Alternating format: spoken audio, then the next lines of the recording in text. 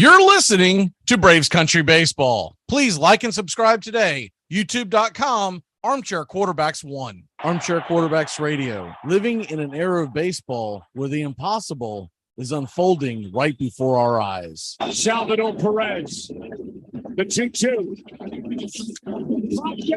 Send the ball in foul territory. A World Series win for the San Francisco Giants for the third time in the last 5 years. And their hero, Madison Bumgarner. The 1-2 again. Inside corner. The Royals, 2015 World Champion. This is going to be a tough play. Play.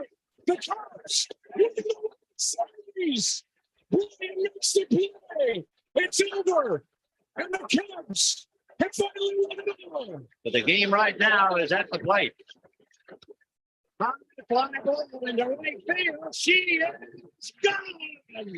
In a year that has been so impossible, the impossible has happened. Armchair. It's important to remember the value of taking time for ourselves to do the things that help us grow and explore, like learning something new. And now with the Great Courses Plus, it's never been easier to experience the joys of learning. The Great Courses Plus offers thousands of streaming videos that cover hundreds of fascinating topics, from World War II to choosing the perfect wine. You can even take a course on the U.S. government or dealing with stress and anxiety. And because the Great Courses Plus partners with world-class professors and experts, you're always receiving thoroughly vetted, high-quality content from every lecture. Plus, you can watch or listen anytime, anywhere with the Great Courses Plus app. So take a little time for you. Sign up for the Great Courses Plus today for a free month of unlimited access. Visit thegreatcoursesplus.com/radio to get started. That's thegreatcoursesplus.com/radio.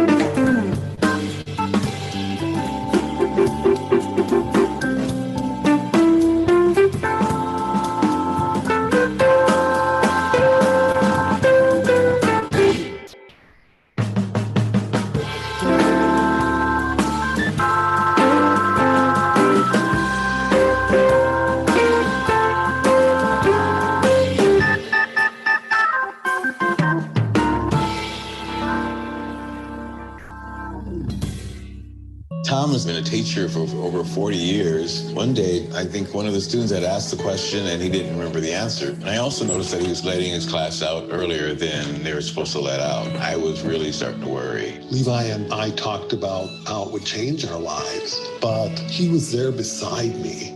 When something feels different, it could be Alzheimer's. Now is the time to talk. Visit alz.org/ourstories to learn more. A message from the Alzheimer's Association and the Ad Council. I'm Amy Lawrence, and I'm up late, always, after hours, hanging out with you on CBS Sports Radio. Check it out, 2 a.m. Eastern, 11 p.m. Pacific. Enjoy sun-drenched days, epic stays, and plenty of room to roam in Greater Fort Lauderdale. Our hotels, attractions, and restaurants have taken the Visit Lauderdale's Safe and Clean pledge, so you can relax and explore with confidence. When you're ready for that well-deserved staycation, our 23 miles of golden beaches await. Find wide-open spaces to hike, bike, kayak, and paddleboard. Visit your favorite attractions, then dine out in style on waterfront patios. Learn more at sunny.org. To protect his family from disaster, Steve used his camera phone. Done.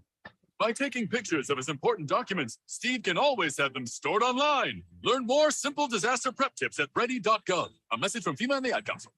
Remember, if for any reason you must leave your radio, please have the man at the door stamp your ear so you can listen again later. The Armchair Quarterbacks on YouTube Live, covering the AFC South and NFC South along with the rest of the NFL.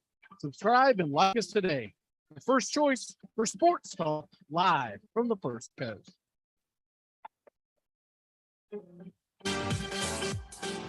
I'm not audible. How audible? I'll use Omaha! Omaha! Red Polly! Blue Poncho! Dilly! Rambo! Give me Kershaw here, Kershaw! You're listening to the Armchair Quarterbacks. Stop, Japan! Richmond, New York! Richmond, Florida! Sally, Buffalo! Check! Hey, Short Ox! Uno Raiders! Red Plains! Omaha! Come out! This portion of the show is being brought to you by The Best Things in Life, which are still free with minimum purchase at participating dealers. Dread running to the post office? Stamps.com brings post office and UPS services right to your computer. Send letters, ship packages, and get up to 40% off USPS and up to 62% off UPS rates. Nearly 1 million small businesses use Stamps.com to save time and money. It's a no-brainer. So skip the post office and visit Stamps.com. Hi, this is Britney Spears. What up? This is Jay-Z. This is Jennifer Lopez. Armchair. Hey, Braves fans, the Armchair Quarterbacks YouTube channel are bringing you Braves baseball all season long. Hi, I'm Mac McGee, and I'll be bringing you Braves baseball play-by-play for the Braves fans out there, for all of Braves country. So pull up an armchair and join us for Braves Country Baseball, first pitch to last pitch, Tuesday and Friday nights, right here on the Armchair Quarterbacks YouTube channel.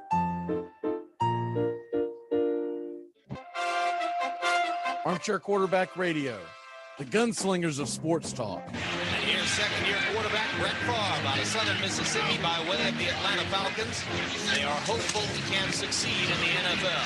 Here, Brett Favre, you want a challenge? Try this one. So with their best receiver out of the game, from the 35, 19 seconds left. Ball pumps, throws, touchdown! Is there a spark of life in Green Bay? Touchdown! Yes!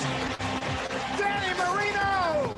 Here's Marino, wide open field, throws for a touchdown. It is number 37 on the season, breaks the all-time NFL record. Going deep and open. Touchdown, Mark Cooper. Cooper has returned, and he is super. They are going to bring pressure again. Rodgers is going to roll away, throws it up in the air, says a prayer. Janice, does he stop it? Oh, please.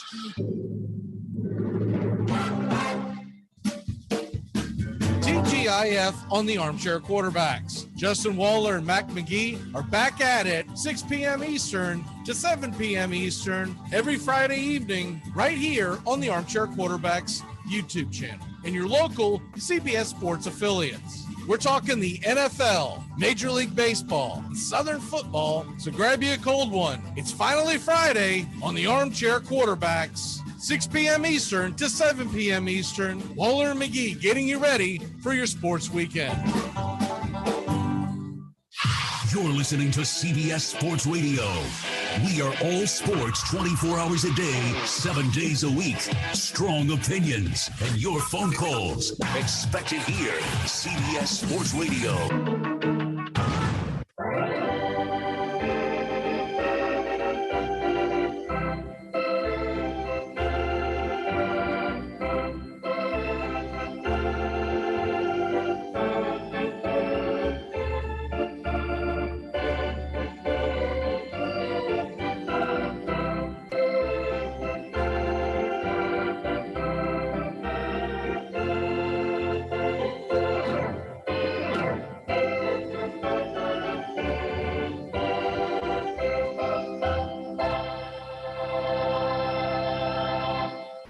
I think my jersey was one of the top selling jerseys around the world.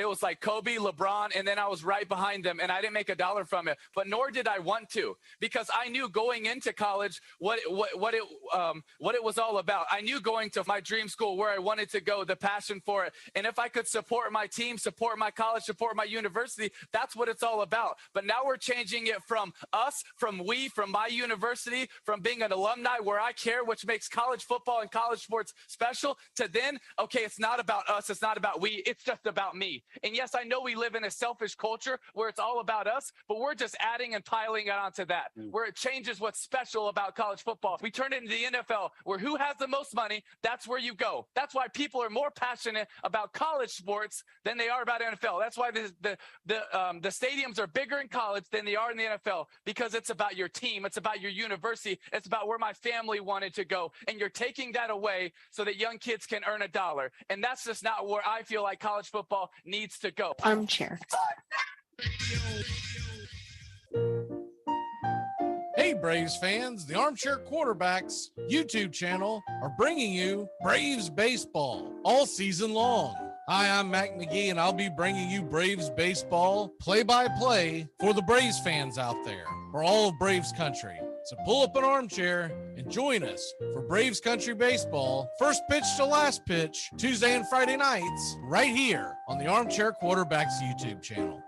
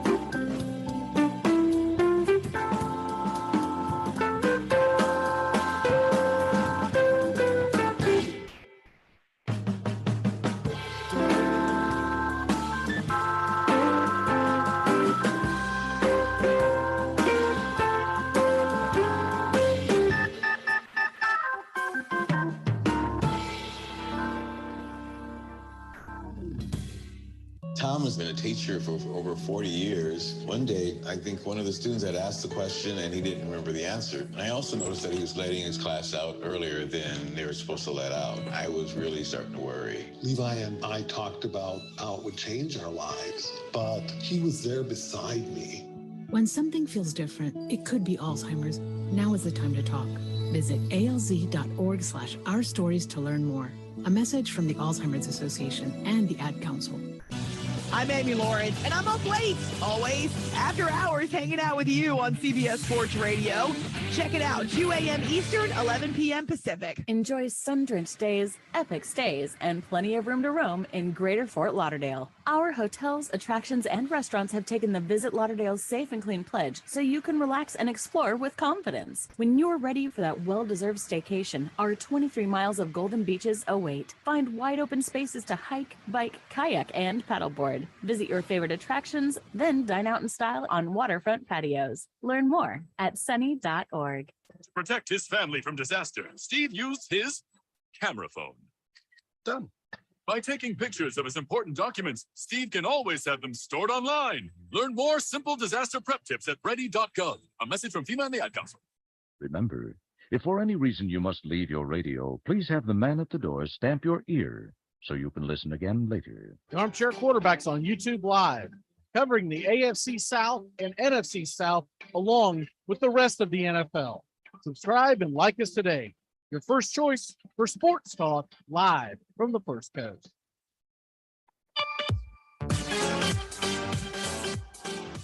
You come at the king, you best not miss. I might audible. If I audible, I'll use Omaha! Omaha! Red Polly!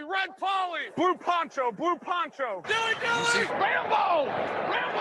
Give me Kershaw here, Kershaw! You're listening to the Armchair Quarterbacks. Chop, Japan! Richmond, New York! Richmond, Florida! Sally, Buffalo! Check! Hey, Short Ox! Luda Raiders! Red Lion! Omaha! Come out! This portion of the show is being brought to you by The Best Things in Life, which are still free with minimum purchase at participating dealers. Dread running to the post office? Stamps.com brings post office and UPS services right to your computer. Send letters, ship packages, and get up to 40% off USPS and up to 62% off UPS rates. Nearly 1 million small businesses use Stamps.com to save time and money. It's a no-brainer. So skip the post office and visit Stamps.com. Hi, this is Britney Spears. What up, this Jay-Z? This is Jennifer Lopez. Armchair. Hey, Braves fans, the Armchair Quarterbacks YouTube channel are bringing you Braves baseball all season long. Hi, I'm Mac McGee, and I'll be bringing you Braves baseball play-by-play for the Braves fans out there, for all of Braves country. So pull up an armchair and join us for Braves Country Baseball, first pitch to last pitch, Tuesday and Friday nights, right here on the Armchair Quarterbacks YouTube channel.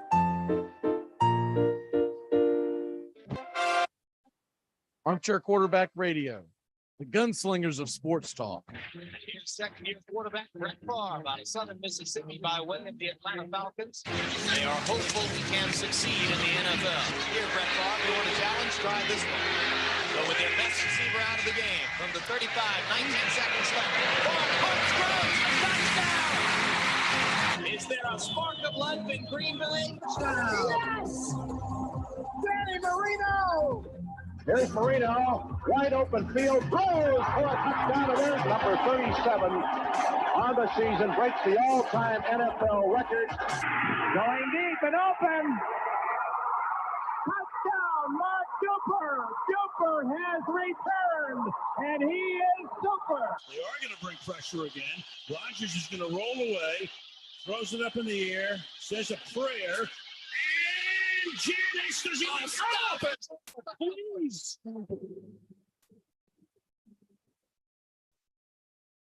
TGIF on the Armchair Quarterbacks. Justin Waller and Mac McGee are back at it 6 p.m. Eastern to 7 p.m. Eastern every Friday evening right here on the Armchair Quarterbacks YouTube channel and your local CBS Sports affiliates. We're talking the NFL, Major League Baseball, Southern football, so grab you a cold one. It's finally Friday on the Armchair Quarterbacks, 6 p.m. Eastern to 7 p.m. Eastern. Waller and McGee getting you ready for your sports weekend. You're listening to CBS Sports Radio. We are all sports 24 hours a day, 7 days a week. Strong opinions and your phone calls. Expect it here. CBS Sports Radio.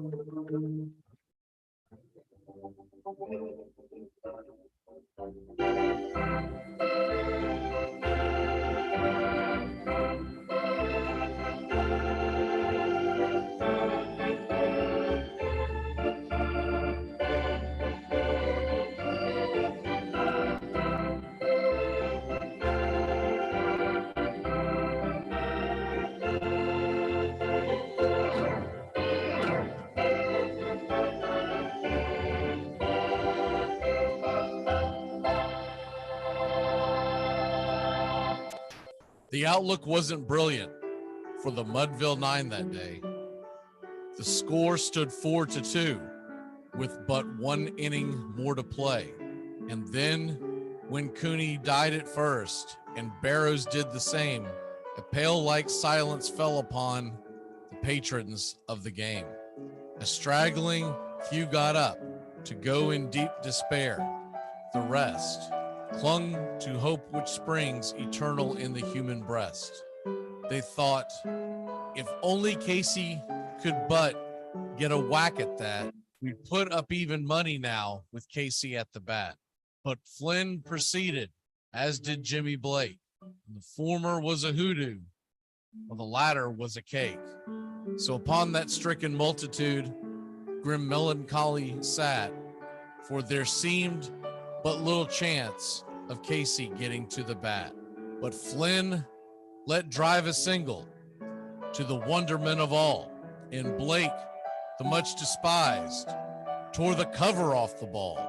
And when the dust had lifted and men saw what had occurred, there was Jimmy safe at second and Flynn a hugging third. Then from 5,000 throats and more, there rose a lusty yell.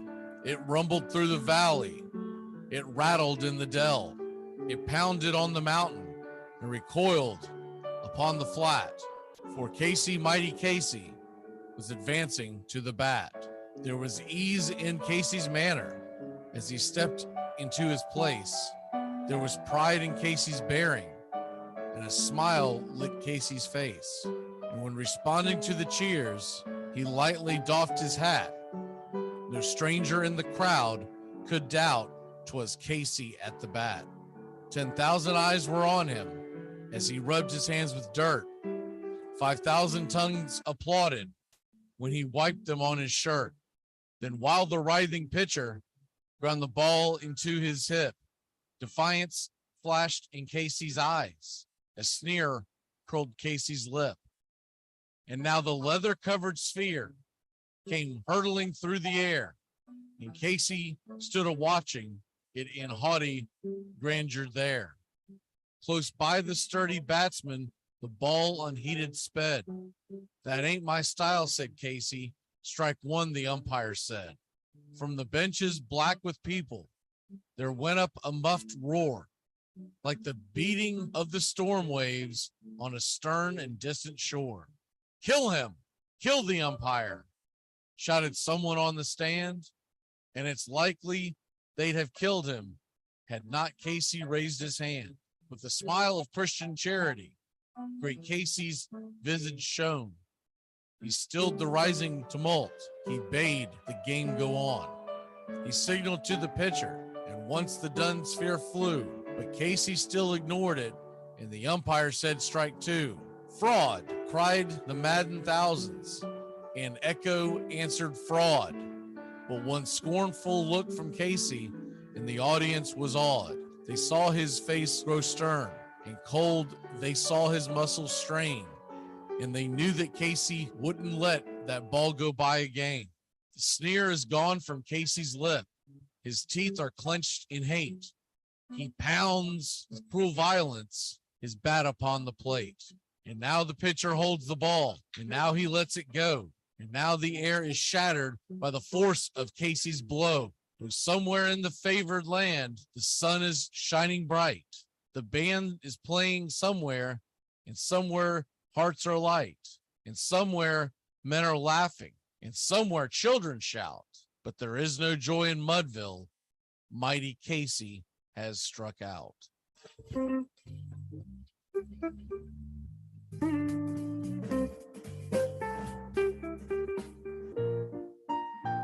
Hey, Braves fans, the Armchair Quarterbacks YouTube channel are bringing you Braves baseball all season long.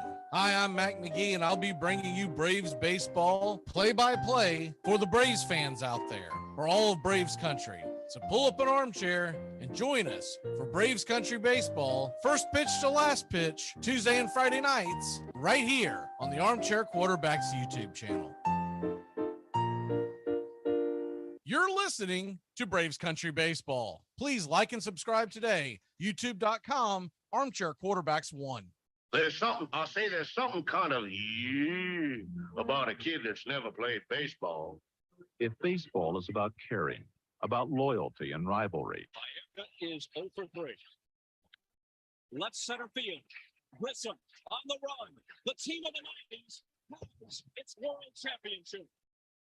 There's a very peaceful thing. It was created and played in pastures and meadows. There's grass, there's outdoors, there's everything that people thought was American and feel about America. You get in a ballpark, and it's the wonder of walking through that dark tunnel and seeing a huge open space where men play the little boy's game.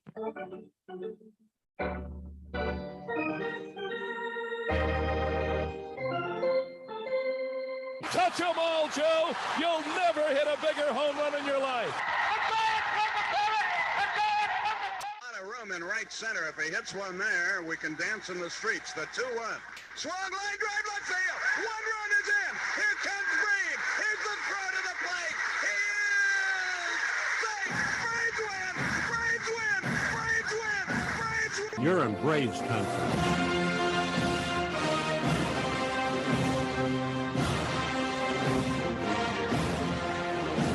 We're down to one strike here. Gurriel, the last hope for the Houston Astros. Here's the 0-2 pitch. Swung on, bounced over to Dansby. Dansby fires it over to first. And here comes the dog pile. Fire the cannons in the battery. Do the job, baby. All throughout Braves country, pop that top. Your Atlanta Braves have won it all. Woo! Oh, say, can you see by the dawn's early light what so proudly we hailed at the twilight's last gleaming, whose broad stripes and bright stars through the perilous fight for the ramparts we once were so gallantly streaming, and the rockets' red glare, the bombs bursting in air, gave proof through the night that our flag was still there. Oh, say does that star-spangled banner yet wave for the land of the free and the home of the brave? Play ball. Hey, howdy, hi, and how the hell are you? Pull up an armchair, girls and boys. It's time for Braves Country Baseball. Good evening. I'm Mac McGee. Welcome. As we are live, the scene is Truist Park in Atlanta, Georgia. First pitch just moments away as the Atlanta Braves, still tied in the loss column, trailed the New York Mets by just one game going into tonight. And we will have Charlie Morton on the mound for Atlanta. Charlie Morton's 8-6 with a 4.17 ERA, 2.96 ERA at home, and a 1.1 9 whip. The Washington Nationals, Patrick Corbin will be on the hill. He is 6-18 with a 6.11 ERA, 7.83 ERA on the road, and a 1.66 whip. The lefty, Atlanta has handled him well. Hopefully that will continue. Starting lineups for the Braves and the Nationals as we get going here on Tuesday, September 20th, as the Braves are coming out in their all-white uniforms, home uniforms, with the red lettering and red numerals, navy outline, Braves across the chest, and tomahawk underneath the Braves. Lane Thomas will lead off for the Washington Nationals, OPS of 732. After that, it'll be Luis Garcia, Joey Meneses, the first baseman, the designated hitter. Luke Voigt is batting cleanup. Hernandez in left, Abrams short, Vargas, the third baseman, Robles and Adams rounds up the Washington Nationals starting 9. The Atlanta Braves defense looks like this from left to right. It'll be Robbie Grossman, Michael Harris II, and Ronald Acuna Jr. in your outfield.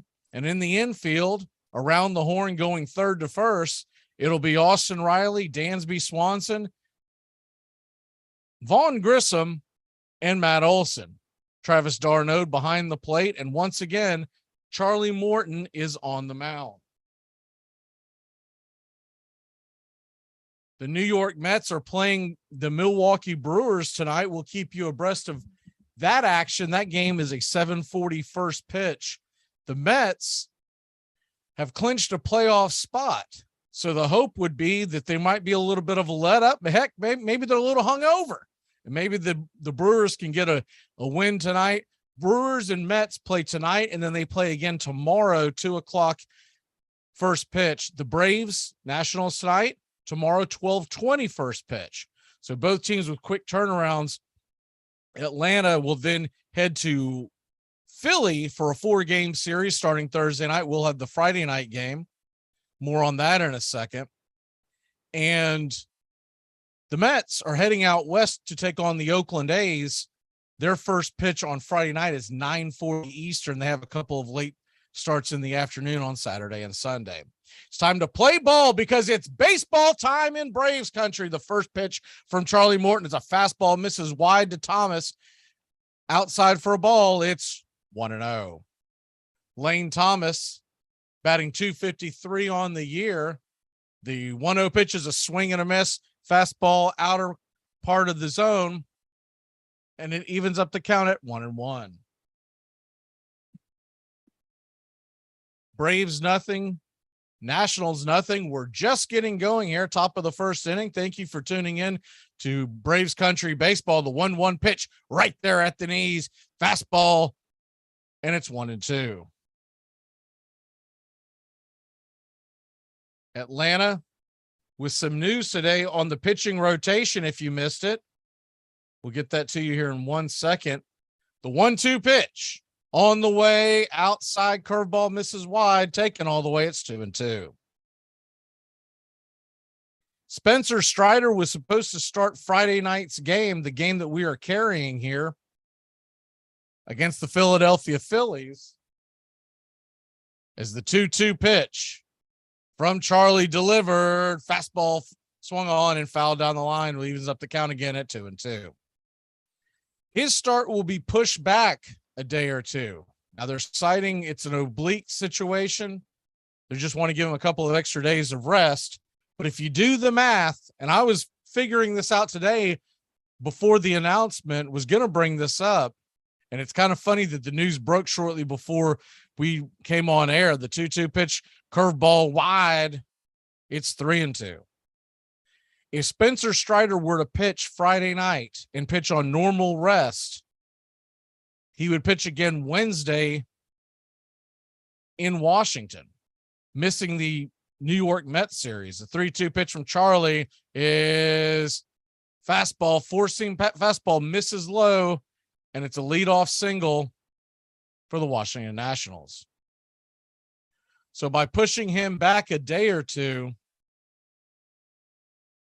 you would set Strider up for the New York Mets series. So instead, it looks like Bryce Elder was going to take the ball on Friday for the Braves. They're also getting him some work in case he is needed at some point, not just in the rest of the regular season, but even possibly in the postseason. The first pitch on the way to the number 2 hitter, Garcia, is a curveball taken for a strike. It's 0-1. Garcia, from the left-hand side of the plate, has a 713 OPS, 281 batting average, 6 home runs, 37 RBI. And if he does get on, he does have 2 stolen bases. The 0-1 from Morton to Garcia is way outside wide. Darno has to leap to his feet and catch that one, keep it from going from the backstop. It's 1-1.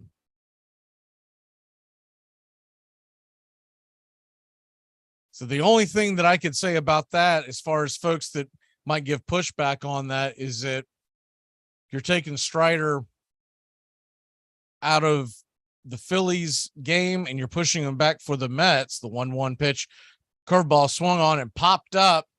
It's a can of corn in the infield. Underneath it is Dansby right next to second base. He'll make the catch, and there's one away.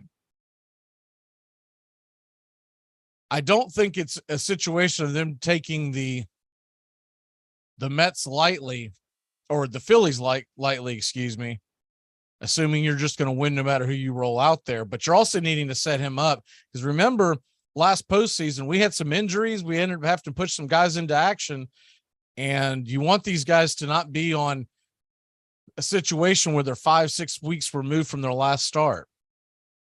The first pitch on the way to the number 3 hitter, Meneses, is taken for a strike outside. Fastball, it's 0-1. Joey Meneses batting .325 on the year, just 166 at bats, but has 9 home runs, 23 RBI, and a .904 OPS. Morton turns and deals back over to first to keep the runner close by, and it's 0-1, 1 on, 1 out here on the top of the first. I do like the move, although I do enjoy calling Strider starts. The 0-1 pitch swung on, grounded over to short, and it's a routine 6-4-3 double play, and we'll get out of the inning.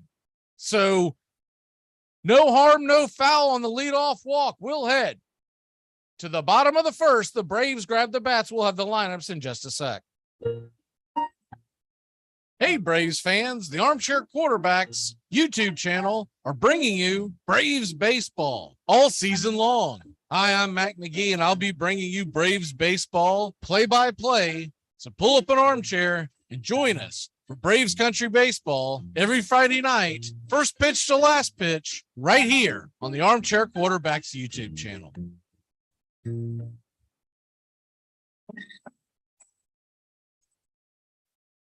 We're 1 out away, Braves country, from a trip to the World Series. Whatever superstition you got, do it. The entire city of Atlanta, the entire South is standing on their feet, trying to will the Braves into the World Series. Here's the 1-0 pitch. And swung on, ripped over to Davey Swanson. Davey's got him, fires on first.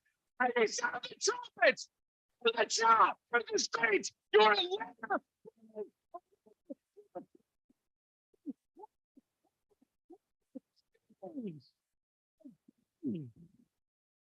Enjoy sun-drenched days, epic stays, and plenty of room to roam in Greater Fort Lauderdale. Our hotels, attractions, and restaurants have taken the Visit Lauderdale's Safe and Clean pledge, so you can relax and explore with confidence. When you're ready for that well-deserved staycation, our 23 miles of golden beaches await. Find wide-open spaces to hike, bike, kayak, and paddleboard. Visit your favorite attractions, then dine out in style in socially distanced dining rooms or al fresco on waterfront patios. Learn more at sunny.org.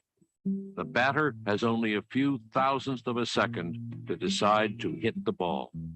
And yet the men who fail 7 times out of 10 are considered the game's greatest heroes.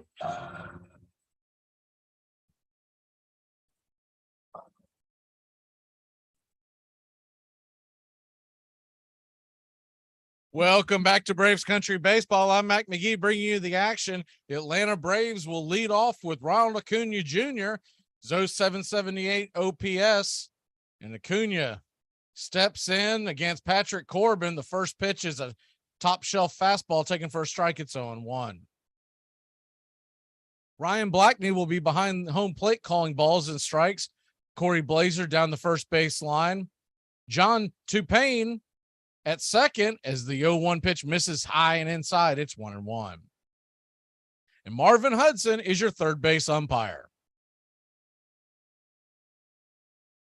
Patrick Corbin, 6-18 on the year with the 6.11 ERA. The 1-1 pitch swung on and fouled back out of play. It's 1-2. Braves come into tonight 11 games in front of San Diego for the number 1 wild card slot, meaning they would host the first round. Philadelphia is 11.5 games behind the Braves for the final wild card spot. Milwaukee Brewers, who are playing the Mets tonight, they are just on the outside looking in, 2.5 behind Philly. Is the 1-2 pitch to Acuna, swing and a miss, strike 3. He chased the fastball high, and there's one away. That'll bring Dansby Swanson to the plate. Swanson batting .279 on the year, 20 home runs, 87 RBI, a 7.72 OPS, and 17 stolen bases if he can get on. Patrick Corbin, the left-hander, as I stated before, the Braves have hit him well in the past. The first pitch on the way is a fastball misses high and out of the zone. It's 1-0.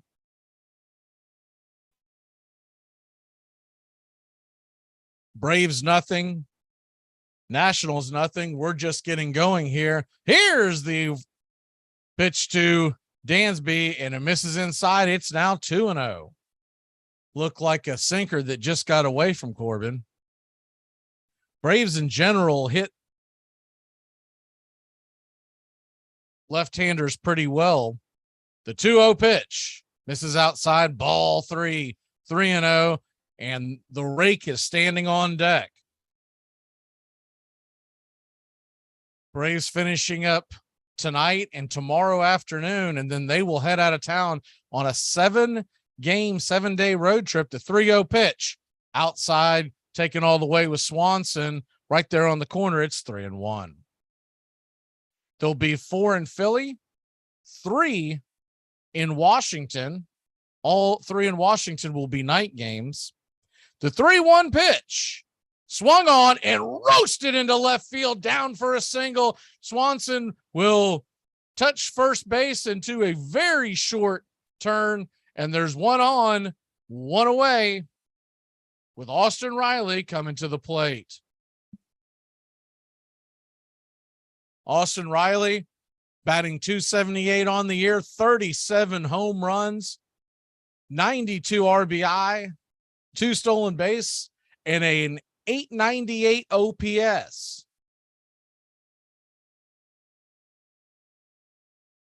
He digs in. Swanson leaning off of first. And the first pitch is on the way, swung on and popped up, chased a fastball high. Will it stay in play? Just by the dugout, making the catch is Meneses, the first baseman, and there's quickly 2 away. Corbin got him to chase a fastball high in the zone, just out of the zone. So that'll bring up Matt Olson. Matt Olson, who struggled quite a bit recently, but had a couple of base hits last night, batting .235 on the year, 778 OPS, 28 home runs, 91 RBI. Lefty-lefty matchup. Corbin with the 11th pitch of the game on the way, and it's a slider right there at the knees. Might have been a touch low, but called for a strike. It's 0-1. Fanning out from left to right in the outfield, it's Hernandez, Robles, and Thomas. On the infield, around the horn, Vargas, Abrams, Garcia, and Meneses. Adams is behind the plate. The 0-1 pitch misses high and wide. It's evens up the count. It's 1-1.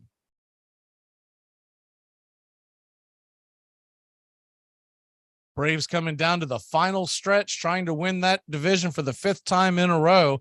Mets lead technically by 1 game, but they are tied in the loss column. Braves will get 2 games back on the schedule, one on Thursday and the other next Monday, as the Mets are off those 2 days. Patrick Corbin has stepped off the mound, and we'll see. I don't know if it's cramps. Looks like he's stretching out his back, going head to toe.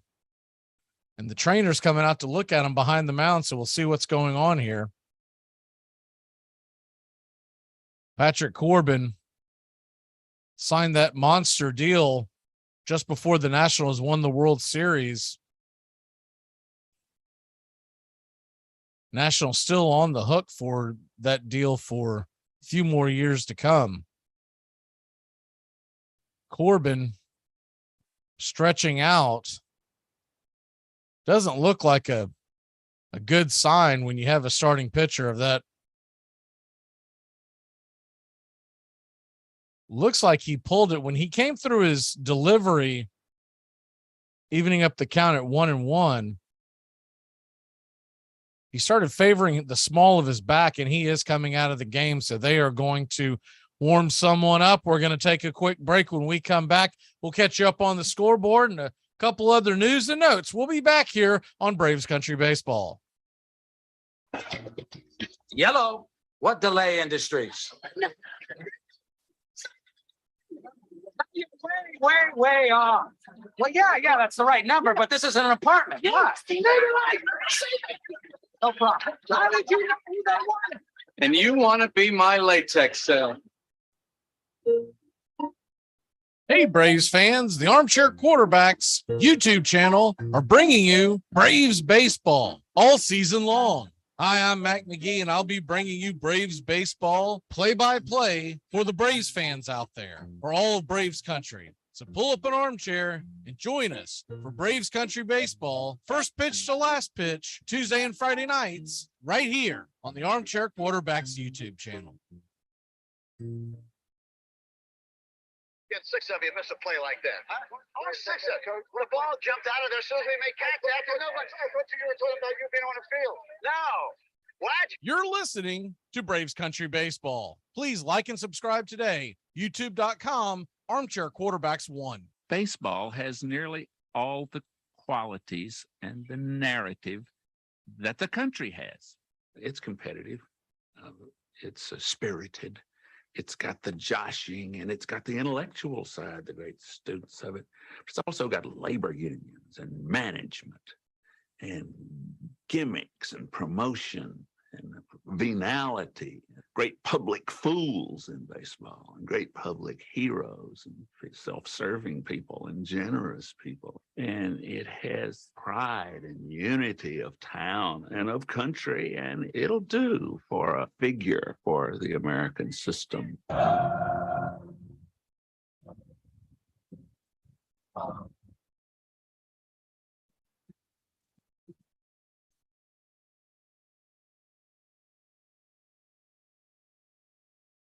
Welcome back to Braves Country Baseball. We've got an injury delay as the starting pitcher, Patrick Corbin, is coming out of the game. We're going to get you caught up on the scoreboard around Major League Baseball. We're just getting going here. It is the bottom of the first inning, 0-0 in Atlanta. Charlie Morton on the hill for the Braves. Mets and Milwaukee Brewers, they're warming up, taking their final first pitches. The Mets tonight are sending Carlos Carrasco to the hill. Brewers will have Andy Ashby. In the top of the third in Philadelphia, the Toronto Blue Jays lead the Philadelphia Phillies 6-0. Kyle Gibson on the mound tonight for Philadelphia. Top of the third, games of interest. Baltimore still clinging on to the wild card hopes, 5 games out with only about 16 to play. They trailed Detroit 2-0. Cleveland and the White Sox, they are about to get going. The Cleveland Guardians, I knew I was going to do that. They lead the White Sox by 4 games in that AL Central race.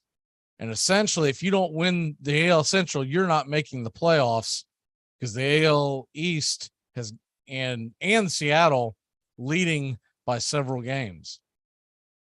Seattle and the A's get going later tonight, and St. Louis is in San Diego. Houston leads Tampa Bay early in that game 4-0.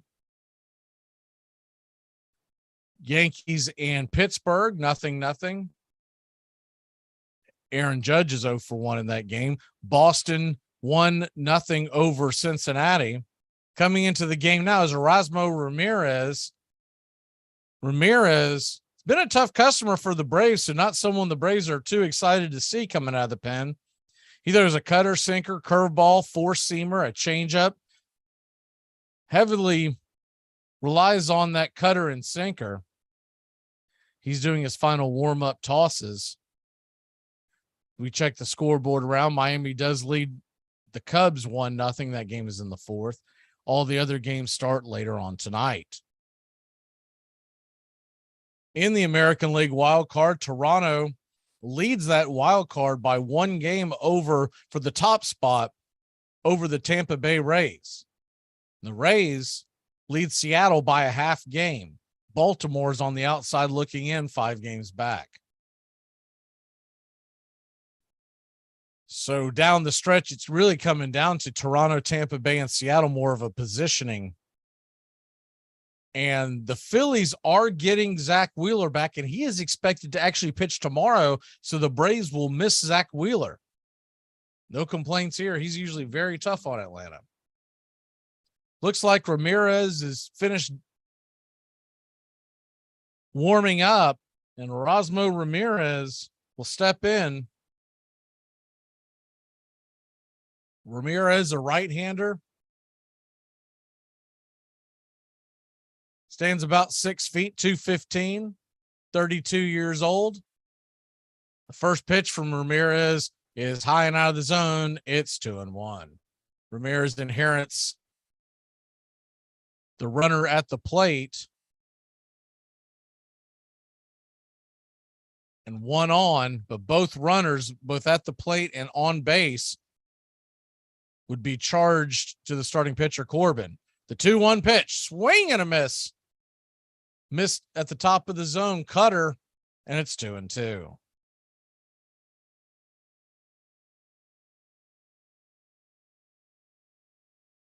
Erasmo Ramirez, 3.03 ERA, a 1.1 whip, 77 innings pitched this year. The 2-2 swung on and missed, strike 3, and that'll end the inning.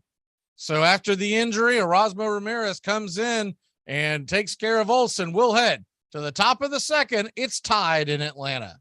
You dumped a porn star? Friendship over. Friendship over!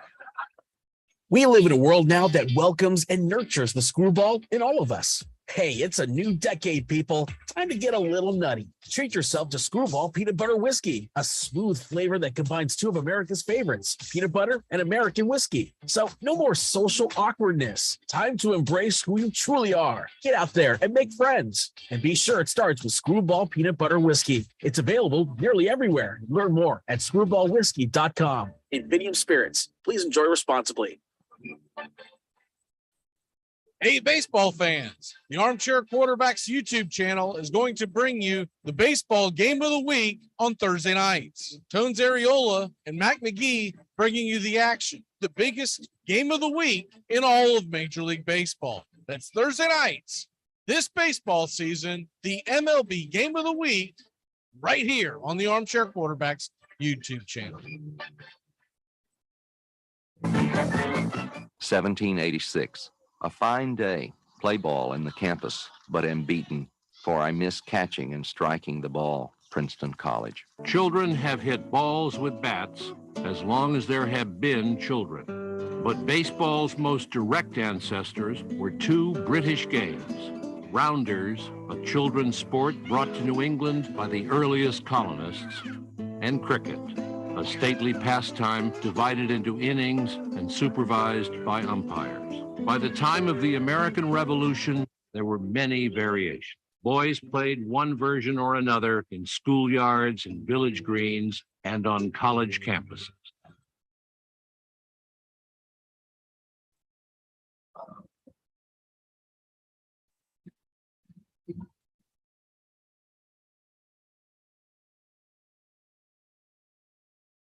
Welcome back to Braves Country Baseball. Atlanta Braves and Washington Nationals tied up at nothing apiece as we head to the bottom of the second inning. Charlie Morton goes back to work. Update on Ozzie Albies. It looks like he will be in a cast with his pinky finger for about 3 weeks. The first pitch on the way to Luke Voigt, the cleanup hitter, is swung on and bounced off the plate.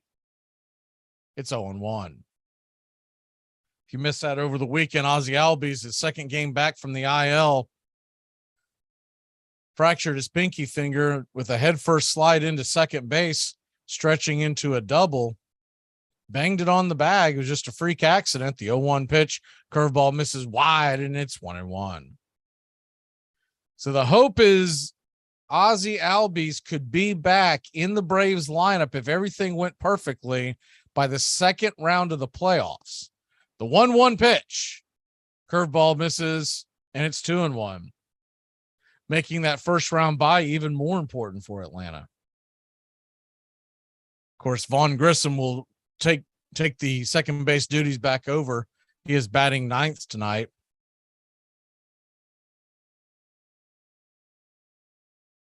The 2-1 pitch from Morton. So he looks into Darno. Voigt asks for time, steps out of the box for a second. You're just joining us. The 2-1 pitch. Curveball right there. Taken all the way. It's 2-2. That curveball absolutely locked Voigt up. He was not expecting that. So the 2-2 pitch in the dirt wide. It's 3-2. Spencer Strider will miss his start this Friday night, pushing him back a few days for what they're calling an oblique issue. Most of us believe it's intentionally being pushed back so he can pitch against the Mets the following weekend. The 3-2 pitch is banged off the plate, and it will do it again at 3-2. Tomorrow, Braves at 12:20 Eastern. It'll be Max Fried versus Josiah Gray. Fried 13-6 at a 2.52 ERA. 3-2 pitch, swing and a miss, strike three, sinker, inner cut right there at the knees, and there's one away. Josiah Gray will go to the hill 5-9 with a 5.14 ERA. Remember, Gray was one of the key deals when the Nationals made their big trade last season, when they traded Scherzer and Trey Turner to the Dodgers. As the first pitch is on the way, misses inside, and it's 1-0. Hernandez from the left side of the plate, batting .250, Cesar Hernandez, the left fielder for the Nationals tonight, has a .636 OPS, does have one home run and 33 RBI. The 2-0 inside, almost clips him on the leg. It's 3-0. Charlie Morton has been pretty wild here early on, missing east and west quite a bit.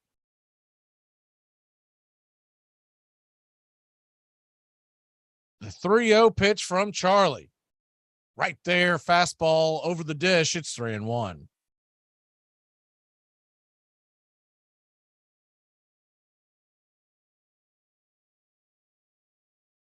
The 3-1 delivery from Charlie Morton swung on and popped up into left field. Underneath it is Grossman. He'll make the catch. And there's quickly 2 away. Coming up to the plate now,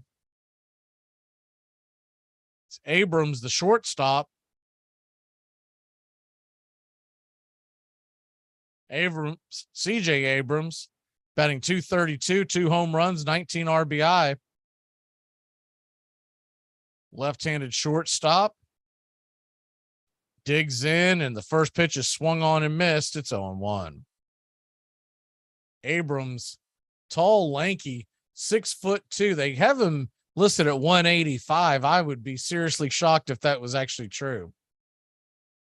Just 21 years old, the young prospect on the 0-1 pitch takes it out wide. It's 1-1. Abrams is from Alpharetta, Georgia. CJ, his full name is Paul Christopher. The one pitch is swung on and missed, and it's 1-2. Drafted by the San Diego Padres in the first round, the 6th overall pick in 2019. The 1-2 pitch swung on and popped up into deep center field, but underneath it is Muddy Mike, and he'll make the catch. Michael Harris retires aside, and we'll head to the bottom of the second. Darnode, Contreras, and Harris are coming to the plate. Cool. Wizard versus nerd. Strike you down with my spell. No, science is the answer. Northern Tool and Equipment. My girlfriend has given me a pet name, I'm afraid to ask. Snuggle Muffin, No, it isn't. and she uses it in public. Okay, so give your girlfriend a pet name she'll hate, like Thunder Chunky. I couldn't do that. I see. Too harsh for Snuggle Muffin. Okay. Drown her out with a 200-mile-per-hour cordless leaf blower. Got it. Here she comes. Hey, Snuggle Muffin. What are you doing, Snuggle? I am so out of here. Wait, come back, Thunder Chunky. There's no problem a little horsepower can't solve. Armchair.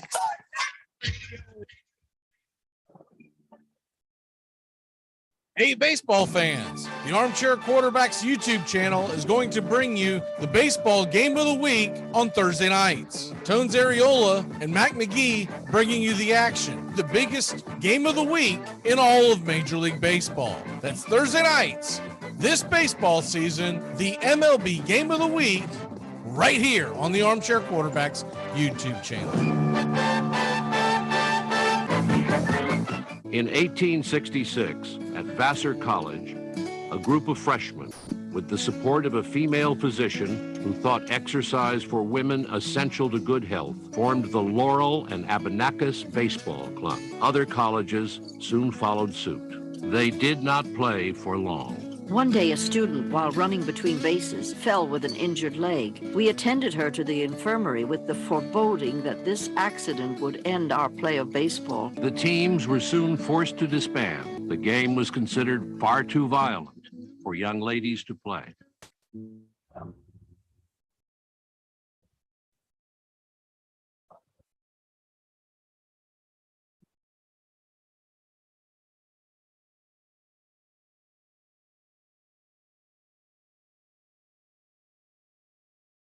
Welcome back to Braves Country Baseball. Atlanta Braves, Washington Nationals tied up at 0 apiece as we head to the bottom of the second inning. Coming to the plate is Travis Darnode. Darnode, the number 5 hitter, batting .273 with an .811 OPS, swings and misses at the first pitch at the knees. Sinker, the bottom of the zone. It's 0-1. Darnode with 17 home runs, 55 RBI, and 352 at bats. The 0-1 pitch inside, ball 1. Darnode had to bend out of the way a little bit. Ball bounced off the catcher's mitt with no one on base. No harm, no foul. Evens up the count.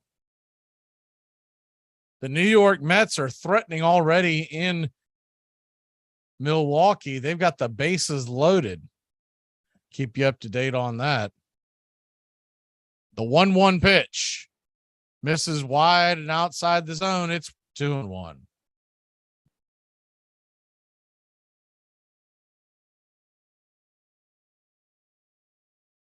Braves nothing, Nationals nothing. Bottom of the second inning.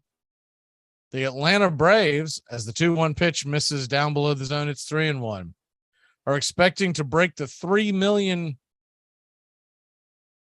mark in attendance tomorrow afternoon. And obviously we'll still have 3 more games against the Mets, and those all are expected to sell out. The 3-1 delivery, swing and a miss, strike 2. Full count now to Travis d'Arnaud.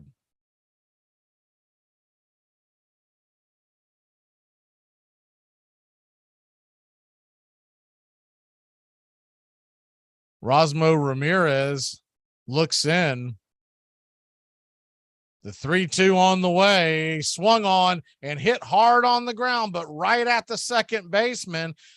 Garcia will flip it over to Meneses. It's a 4-3 put out for out number 1.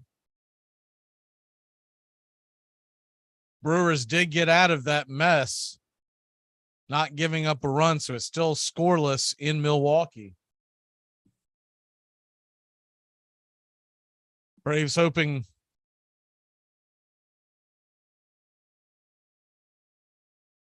that the Milwaukee Brewers can beat the Mets. If Atlanta can win, we would be in a tie for first place. First pitch on the way to William Contreras is taken for a strike right there, and it's 0-1. Contreras batting .278 on the year. 868 OPS with 19 home runs. They'll set up inside, and the 0-1 pitch is swung on and missed. Sinker down below the knees. It's 0-2.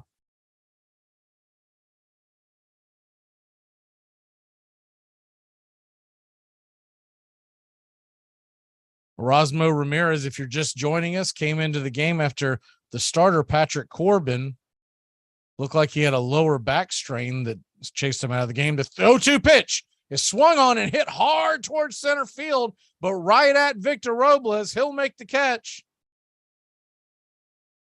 And there's 2 away. That ball was rifled off the bat, but right at Robles. A loud out will bring Michael Harris to the plate. Michael Harris, the second, 305 on the year and 880 OPS with 18 home runs and 59 RBI. Lefty righty matchup here.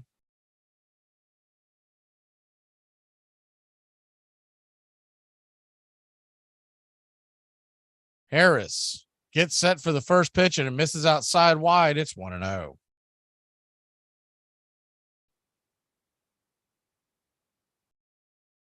Bad news with Patrick Corbin coming out of the game. These guys go over scouting reports all afternoon getting ready to face Corbin, and then they get thrown a curveball having to face Ramirez. The 1-0 pitch swing and a miss, and it's 1-1. The good news is you get into that Washington Nationals bullpen earlier. If you can get on top of them tonight, they would really be hurting tomorrow.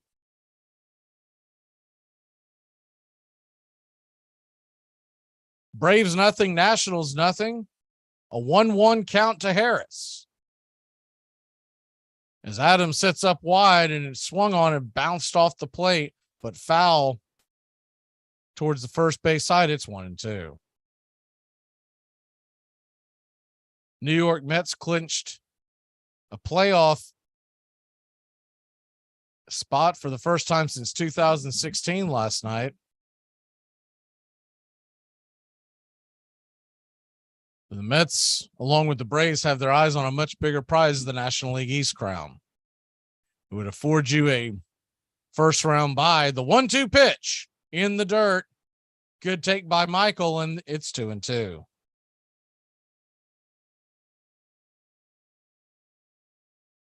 Los Angeles Dodgers will be the number 1 seed in the National League.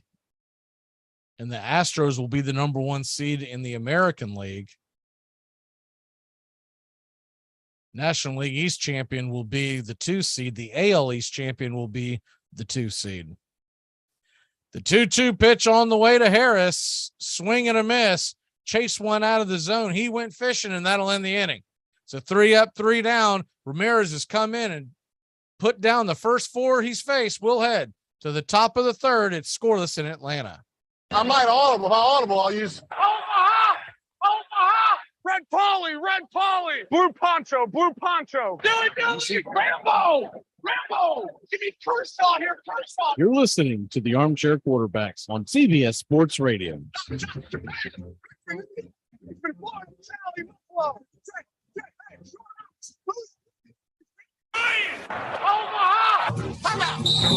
Oh, wow. I'm pretty sure that's going to be there it is. Another flag on the play. multiple flags on the play.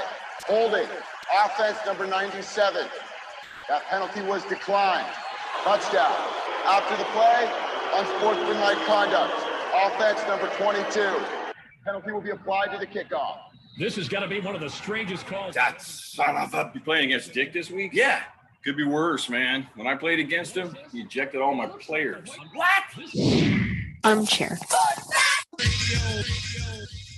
I'm Amy Lawrence, and I'm up late, always, after hours, hanging out with you on CBS Sports Radio. Check it out, 2 a.m. Eastern, 11 p.m. Pacific. Of all baseball's ancestors, town ball was by far the most popular. Under its rules, the infield was square. 8 to 15 men played on a side, sometimes as many as 50. The pitcher or feeder was the least important player.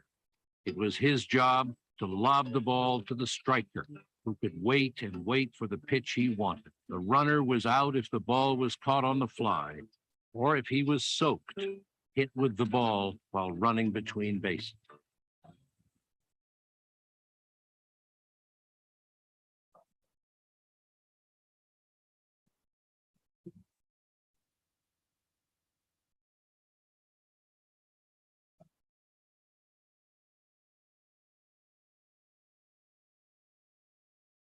Welcome back to Braves Country Baseball. The Atlanta Braves and Washington Nationals are scoreless as we head to the top of the 3rd inning. The number 7 hitter,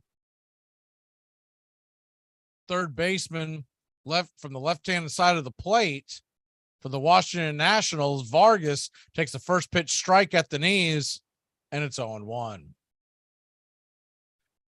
Eldemiro Vargas, batting .278, 4 home runs, 20 RBI, 3 stolen bases, and a .754 OPS. Here's the 0-1 count, and fastball right there at the knees. It's 0-2. 95 miles an hour locomotive right down the line. Vargas took it all the way.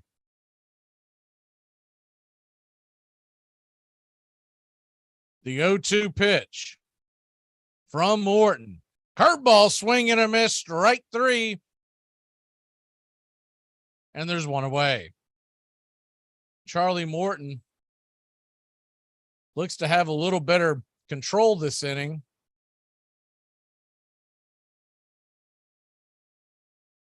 Records the second strikeout of the evening. That'll bring Victor Robles to the plate. Robles, center fielder for the Washington Nationals. Hard to believe he's just 25 years old. It's the first pitch is swung on and missed down below the knees. It's 0-1. Robles has been with the Nationals for almost 5 seasons now. The 0-1 delivery from Charlie, curveball wide. It's 1-1. Victor Robles, born in Santo Domingo of the Dominican Republic. The 1-1 pitch misses down below the knees. It's 2-1. 5 home runs this year, 30 in his career. He's always been known for great speed, 57 stolen bases in his career. The 2-1. Swing and a miss, strike 2, curveball, got him to chase. evening up the count.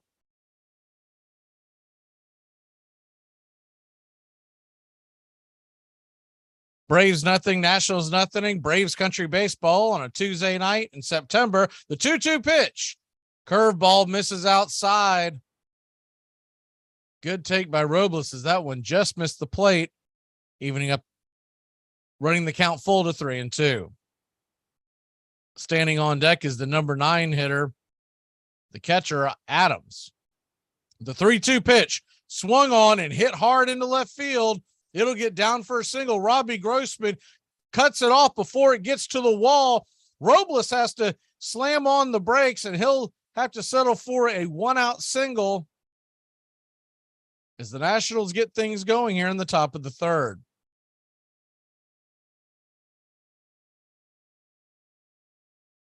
The fastball about letter high. Robles really put a charge into it. Great job by Grossman cutting that off and preventing extra bases. With Robles' speed, I just almost assumed that it was going to be a double. So that'll bring the hind catcher to the plate. Number 9 hitter of the Washington Nationals, Riley Adams. Adams, 6'4", 249 pounds. First pitch is taken right there at the knees, and it's 0-1. Adams from California, Encinitas, California, was drafted by the Toronto Blue Jays in the 3rd round. The 0-1 pitch, Charlie's going to flip it over to first, and in a bad throw is going to get away. So all that for naught. Robles will end up on second. An errant throw over to first. Matt Olson tried to knock it down, but could not get to it. Robles looks like that he's in a little bit of pain. I don't know if he's pulled something. The ball was thrown. Oh, the ball actually hit him on the belt. I thought it missed him altogether. It hit him on the belt and rolled away to the backstop. So when he got up and started holding himself, I thought it was a cramp, but it's because he got bopped on the hip by the ball. The 0-1 pitch is taken for a strike. High strike. It's 0-2. Nationals with the go-ahead run in scoring position. Lane Thomas, the leadoff hitter, standing on deck. Charlie Morton looks into d'Arnaud, kicks and deals, and a swing and a miss. Strike 3. Curveball way out of the zone. d'Arnaud tags the batter on the leg as the ball did go into the dirt a bit. Adams thought about charging towards first, but ball didn't get away that far. So that'll bring up the leadoff hitter, Lane Thomas, to the plate. Righty-righty matchup. Victor Robles standing on second still. With his speed,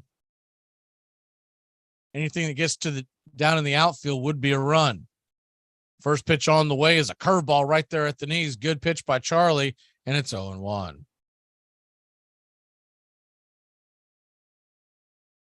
Brewers are threatening in the bottom of the first. That game is scoreless.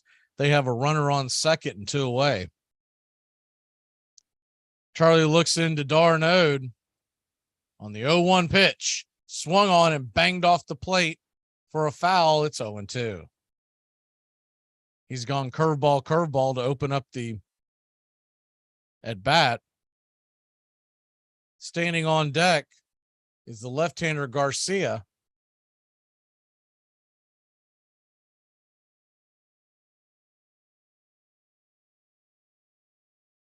Braves nothing, Nats nothing. Top of the 3rd inning. The 0-2 pitch from Charlie. He kicks and deals. Curveball misses low. This time Thomas does not bite. It's 1-2.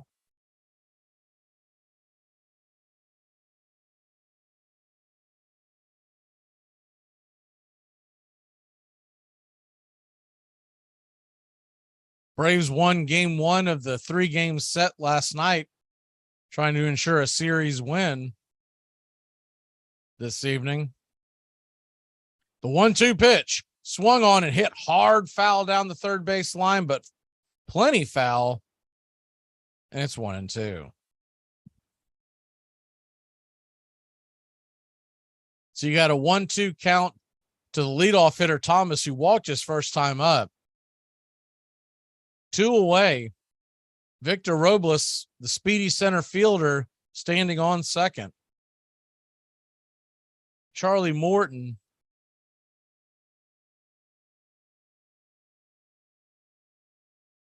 who's thrown 3 curveballs and 1 changeup in this at bat. See where he goes here on the 1-2 pitch. Here's the curveball, and he did go around strike 3. It went in the dirt. Darno picks it up and taps him on the leg to ensure the out, and will end the inning. So the Nationals put 1 in scoring position, but fail to score. Robbie Grossman is coming to the plate with Grissom and Acuna following behind. Can you keep a secret? Of course I can. I lost all our money today betting on sports. Damn. I know. I don't know what I'm going to do. Can I tell you a secret? Sure, yeah. I lied. I can't keep secrets. Wait, what? Armchair. The Armchair Quarterbacks are covering America's pastime from spring training all the way to the Fall Classic. 5-2 Dodgers in the 9th. They've done it. Like the 1969 Nets, it's the impossible dream revisited. And Myers bringing it. And the pitch is hit in the air. Foul off first. Benzinger backing and calling. And the 1990 World Championship belongs to the Cincinnati Reds. The Twins are going to win the World Series. The Twins have won it. It's a base hit. It's a 1-0 10-inning victory. Bell, left field, way back. Blue Jays win it. The Blue Jays are World Series champions. As Joe Carter hits a 3-run home run in the 9th inning. Touch them all, Joe. You'll never hit a bigger home run in your life. Tony Gwynn is regarded by some as the best pure hitter ever. But did you know that he was also a star basketball player? In fact, in 1981, Gwynn was drafted by both the Padres and the Clippers on the same day, but he ended up choosing baseball. Walter Johnson pitched for the Washington Senators for over 20 years in the early 1900s and has the most WAR of any pitcher. Van Johnson never missed an opportunity to make a speech. It was always the same speech, all about how he, single-handed and alone, had made baseball a gentleman's sport, and it must be kept forever clean because sportsmanship spoke from the heart of America, and he would lay down his life to save our beloved nation, at which he would begin to cry.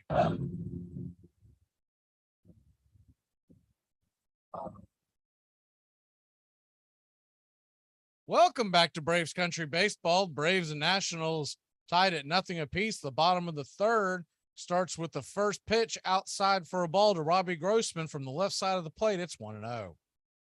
Grossman, the switch hitting left fielder, has raised his batting average to 214, 7 home runs on the year.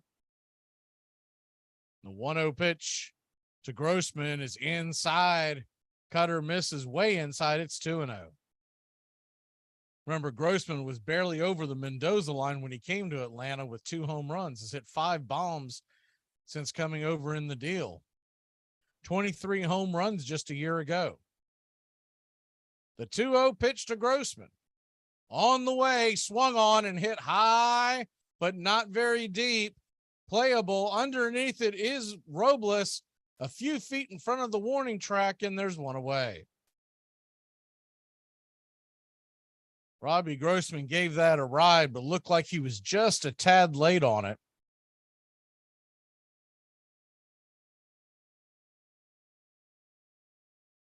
So that'll bring up Vaughn Grissom to the plate. Grissom, who had been sent to the bench when Ozzie Albies came back from injury, has been rushed back to the lineup after the injury to Albies. Will put him out for the rest of the regular season. First pitch is right there at the knees. Cutter taking for a strike. It's 0-1. Grissom still batting .297 on the year, an .823 OPS and 5 home runs. 16 RBIs, even with his recent struggles at the plate. Righty-righty matchup. The 0-1 pitch is in the dirt. Did he go around? Don't believe he did. It's 1-1.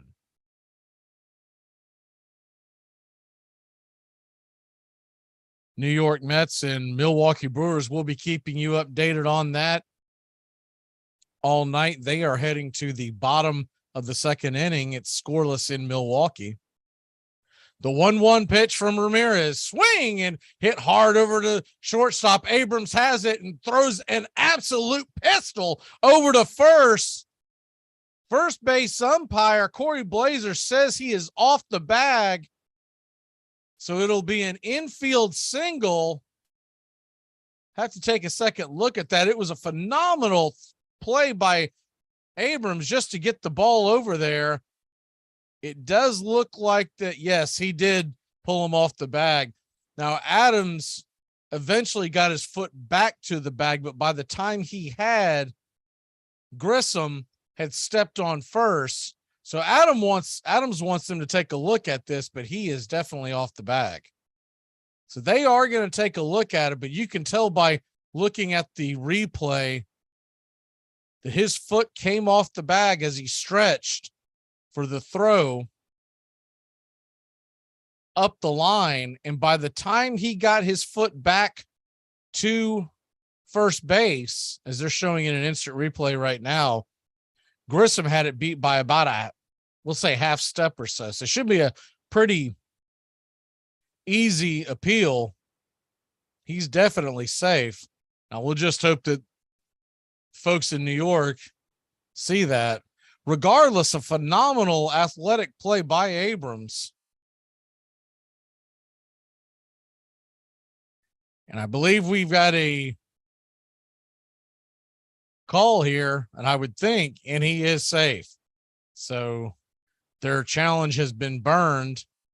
A little surprised that they actually challenged that. That was a pretty easy review.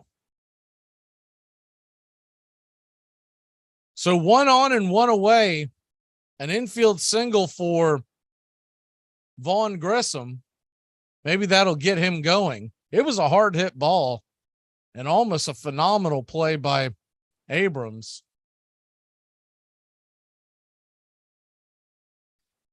So Ronald Acuna Jr. comes to the plate. He's 0 for 1 on the night. Ramirez flips it over to first to try to keep Grissom close by.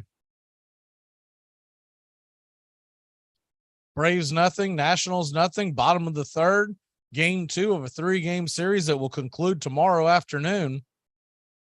And then Atlanta will head out on their 7-game road trip. 4 in Philly. We'll have Friday night's game and 3 in Washington. We will have Tuesday night's game. Throw back over to first to keep Grissom close by. So while Grissom definitely has Ramirez's attention, take a quick look at the scoreboard. Toronto pounding Philadelphia 7-1 so far. The first pitch to Acuna swung on and popped up, saw it off the hands, and shallow fly ball to right field. Underneath it is Thomas. There's 2 away.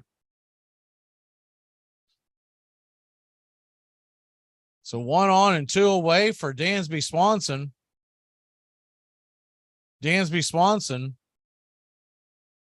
10 home runs in the last 2 seasons against the Nationals. Speaking of that, the Atlanta Braves have hit 33 home runs against the Nationals this year. The club record for most home runs in one season is 38 against a team. And Atlanta, including tonight, is the first pitch misses low, and outside is 1-0.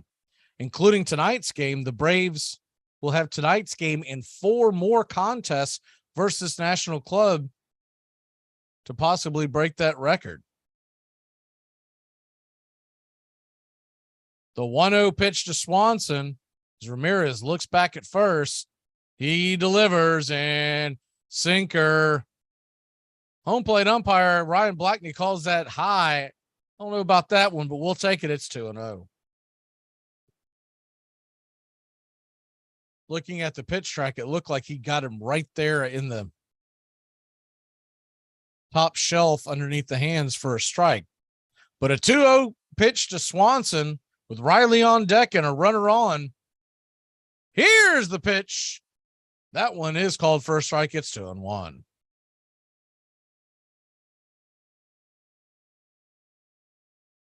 Tomorrow afternoon, Braves will be at it at 12:20. Brewers and Mets are at it at 2:00. All times are Eastern.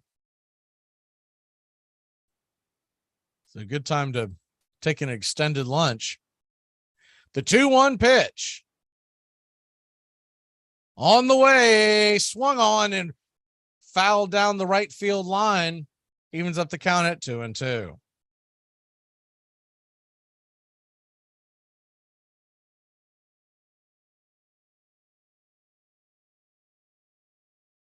It's bottom of the third inning with one on. You got two away, a 2-2 count. We have an update in Milwaukee in just 1 second. Erasmo Ramirez looks in. He kicks and deals, swing and grounded over infield, and it is just got him. Shortstop guns down Dansby Swanson on a bang play. Abrams firing it off and beat him by maybe a half step, and that'll end the inning. So the Braves put one on but fail to score. We'll head to the top of the fourth. It's 0-0 in Atlanta. Dread running to the post office? Stamps.com brings post office and UPS services right to your computer. Send letters, ship packages, and get up to 40% off USPS and up to 62% off UPS rates. Nearly 1 million small businesses use Stamps.com to save time and money. So skip the post office and visit Stamps.com. She always says that I don't like the way she talks. It's the information that she chooses to tell me at times. We took a trip to Florida, to Fort Lauderdale, and her and our daughter are flying from Nashville, where we live, and I'm flying from Detroit. We're meeting at Fort Lauderdale's airport. So I called her because I was about to take off, and I was like, all right, what time do you guys leave? She goes, noon. And it was 11:30, and they're still at home. I was like, Laura, I don't know if you even know what an airport is. But if that plane was in our driveway, I don't think you could make it. And she said, that's what time we leave for the airport. Our flight's not till 1:30. And I was like, all right, what do you think I wanted to know when I asked that? She said, I'm sorry I don't talk the way you want me to talk. Armchair. In 1856, a British-born music teacher and enthusiastic cricketer named Henry Chadwick saw the Knickerbockers play the New York Gothams and became an instant convert to baseball. Chadwick developed the box score, wrote and edited the most popular players' manual, and launched one of the first baseball columns, covering the Knickerbockers and their challengers, the Gothams, Eagles, Empires, Excelsiors, and Atlantics, in the pages of the New York Clipper. And he began keeping comparative statistics so that he could measure one player's performance against another's.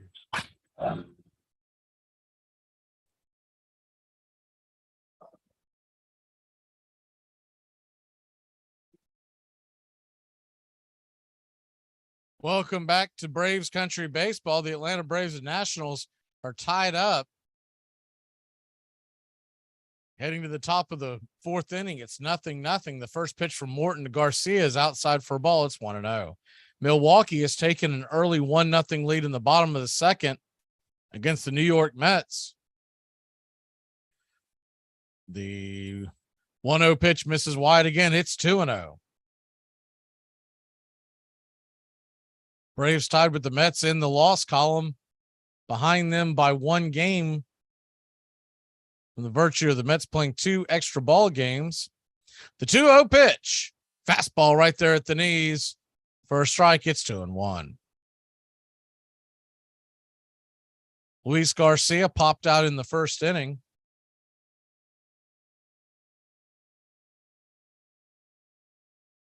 The 2-1. Swing and a miss. Change up on the outer part of the plate. It's 2-2.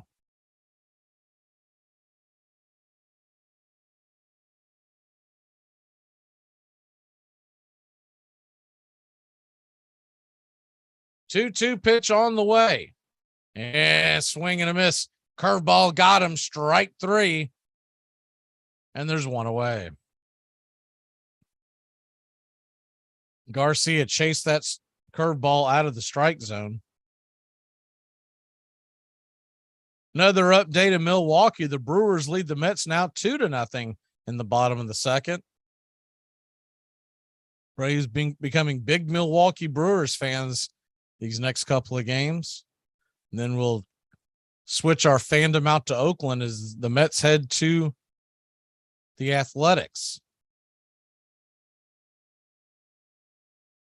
So Meneses, the young right-handed first baseman, takes a first pitch hack at a curveball over the top. It's 0-1.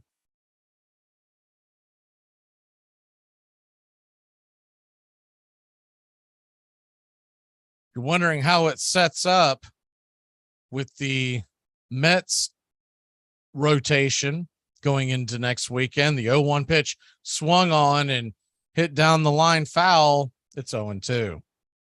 Mets are setting it up essentially where looks like Jacob deGrom will take the ball Friday night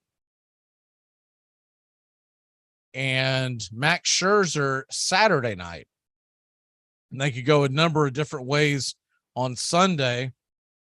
Most likely Chris Bassett. They could go Taijuan Walker. The 0-2 delivery from Morton swung on and just got a piece of it. Do it again at 0-2. Braves looking to set it up where we would most likely, assuming Strider is okay, pushing Strider back to Friday night, Max Fried to Saturday. They could choose from either Charlie Morton or Kyle Wright in that final game against the Mets.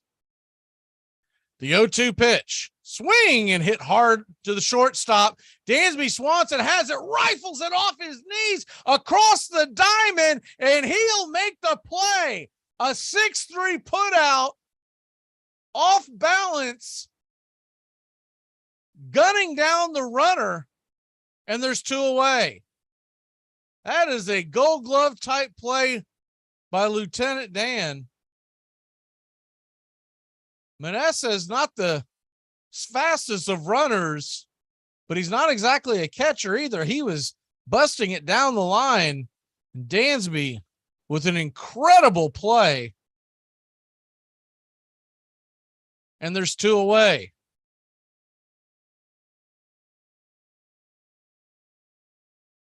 That'll bring Luke Voit to the plate, and he takes the first pitch outside for a ball. It's 1-0.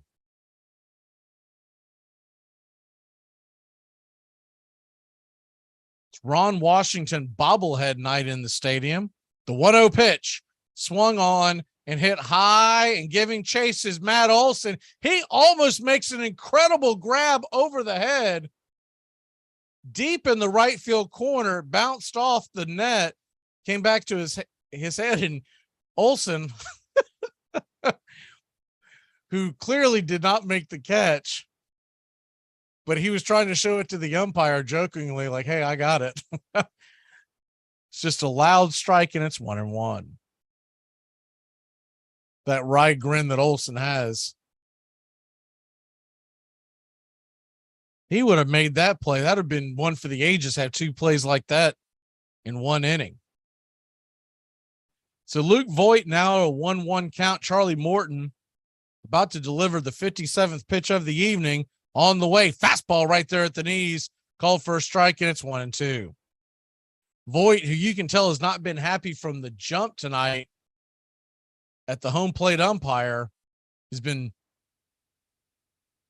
arguing balls and strikes in his own way by shaking his head, was ticked off at that one. The 1-2 pitch bounced off the plate. Do it again at 1-2. Haven't really seen a pitch that he could really argue that was a poor call. So far, Ryan Blackney's called a pretty good game. maybe 2 pitches all night that have been bad calls, but none have been during Voigt's at bats. He got irritated at that inside curveball at his first at bat. The 1-2 pitch is way outside. It's 2-2. But the stat tracker showed that was absolutely a strike. Luke Voigt, of course, ended up with the Nationals after being traded from San Diego. That happened when Eric Hosmer refused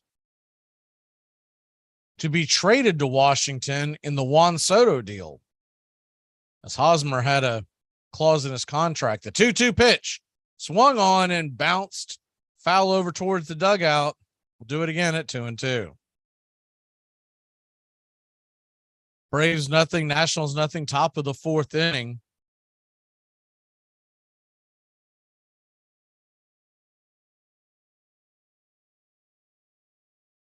The 2-2 delivery, curveball. Did he go around? He did not, and it's a full count to Luke Voigt. Of course, Voigt, before going to San Diego in a trade, and before Washington in a trade, was a Yankee for the majority of his career. Full count to Voigt. 2 away, nobody on. He steps out of the box for a second, asks for time.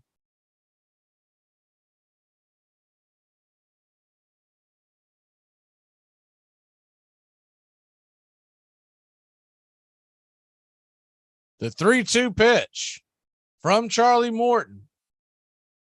On the way, swung on and grounded foul down the third base line. And we'll do it again.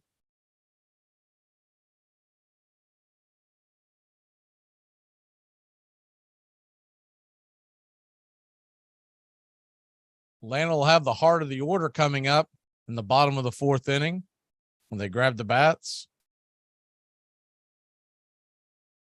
The 3-2 pitch. He kicks and deals, and that ball is inside, high inside, in a walk to Voigt as he heads down to first. Ball kind of a little bit of chin music, snap Voigt back. Looks like he's got something to say to d'Arnaud too as he was heading to first base. Morton definitely not throwing inside to hit him.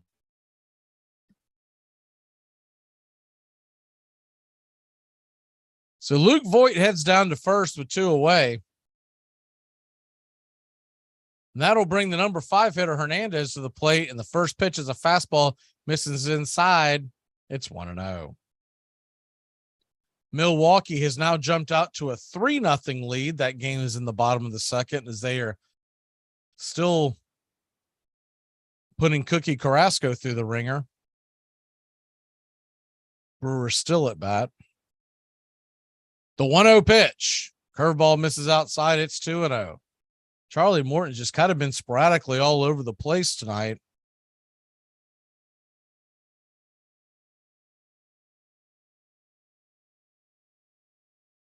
Top of the 4th inning in a scoreless game. Charlie trying to keep it that way. Hernandez take ball 3 inside. That ball was nowhere close to the plate. So you got a 3-0 count. Braves pitching coach Rich Kranis just got to the top deck of the steps. He might be going out there to talk to Charlie after this at bat. The 3-0 pitch, inside, ball 4, nowhere near the strike zone. So he's walked back-to-back batters, runners on first and second, and Kranitz will come out and talk to Charlie Morton, just try to give him a breather. Maybe he sees something in his delivery. He missed every single pitch in that at bat. It wasn't even close to the plate. And between that and the final pitch of the at bat against Voigt,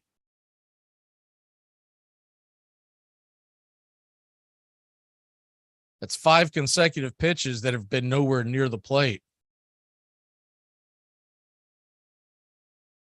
So that'll bring the rookie Abrams up to the plate. Abrams from the left-hand side is 0 for 1. Kranitz heads back to the dugout. See if any of those words of wisdom can get Charlie settled down a little bit. Abrams, 231 average, 2 home runs, 19 RBI.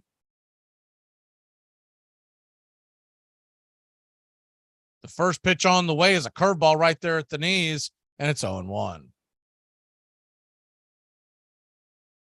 Abrams just 21 years old. Young looking kid, doesn't even look like he's shaving yet. So they say 21, but I'm telling you, he looks 12. The 0-1 pitch in the dirt, gets away. Wild pitch, and I mean wild. Both runners will move up 90 feet. Charlie Morton nowhere near the plate on that one. And it's 1-1. Not sure what's going on with Morton. He's almost giving that kind of effort where it's like he's exhausted. And I don't know if it's the Georgia heat, although it's not a particularly warm night in Atlanta, but he just looks like he's gassed.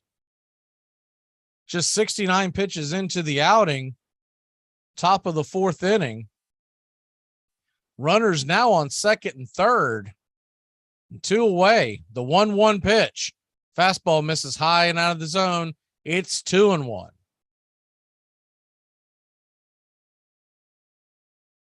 Standing on deck is Vargas.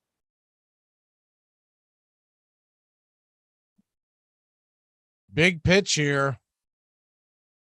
Runners on second and third. A 2-1 count. Swing and a miss. Curveball dove inside. Abrams couldn't hold off of it, and it's 2-2. So Charlie Morton 1 strike away from getting out of this jam. Milwaukee leads New York. Mets trailing the Brewers 3-0. That game is in the top of the third now. The 2-2 pitch inside, and another back foot curveball hits another batter. Charlie Morton's getting about one of those an outing, and it loads up the bases. You wonder why Darnode would go to that pitch in that instance when he knows the history behind Charlie Morton not being able to hit that pitch to the left-handed batters when he's not on, and he has been way off this inning. Guess they were hoping that he could actually get that pitch over and get a swing and a miss. But instead, that's going to load the bases for Vargas. Vargas, 277 batter, a 749 OPS, has 4 home runs on the year. And Charlie Morton looks absolutely spent. Vargas showing his numbers now, 357 with the bases loaded lifetime.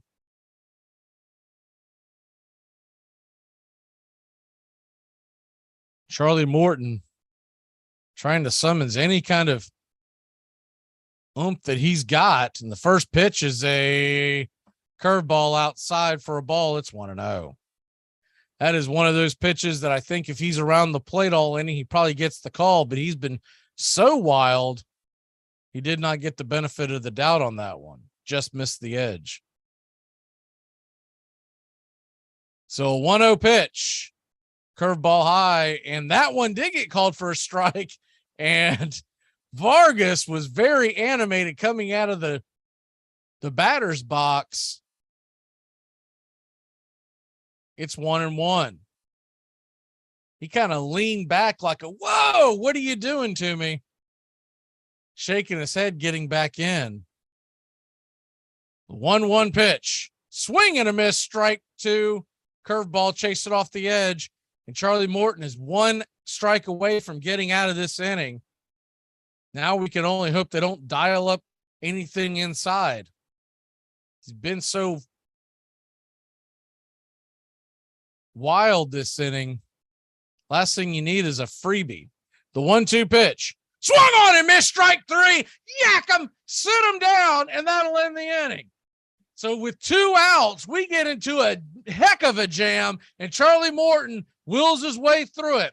We'll head to the bottom of the 4th. Riley, Olson, and Darnode coming to the plate. Eric, work is work.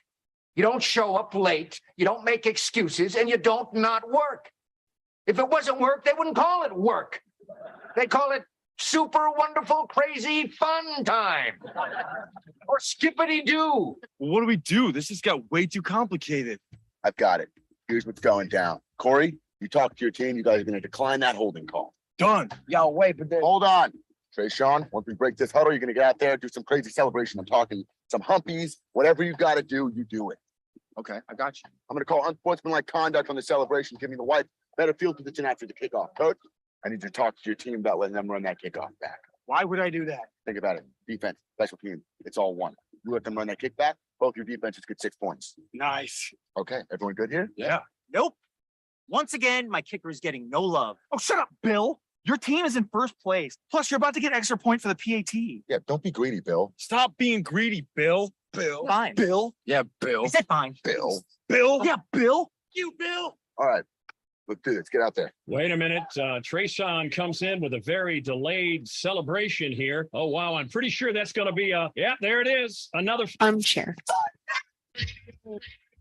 I'm not playing, you stupid game. When the University of Illinois played Northwestern, Illinois rooters fired blanks into the air. Much more convenient than yelling, the campus paper said, and has a better effect on the visiting team. And when the Princeton Tigers beat Yale, their fans roared right onto the field.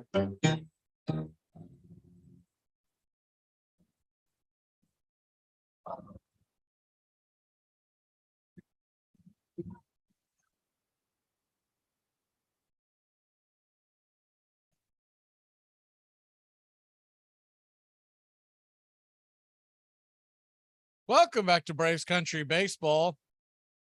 Atlanta Braves tied up 0 apiece. With the Washington Nationals, we head to the bottom of the fourth. First pitch on the way to Riley as Ramirez stays in the game to pitch. It's come out in relief, and the first pitch is in the dirt. It's 1-0. Ron Washington bobblehead night, as I mentioned earlier. I forgot to mention that sidetracked with the wildness in the inning. The bobblehead of Ron Washington is the 1-0 pitch is top shelf taken for a strike. It's 1-1.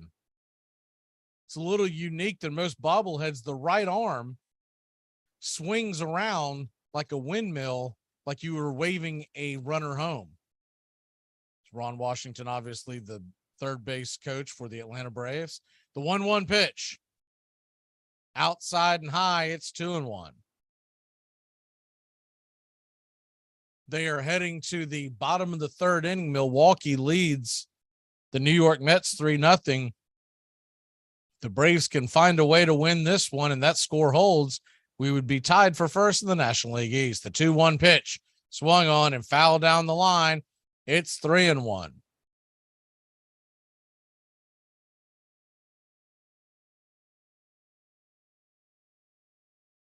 Austin Riley 0 for 1 on the night with a pop out in the first inning.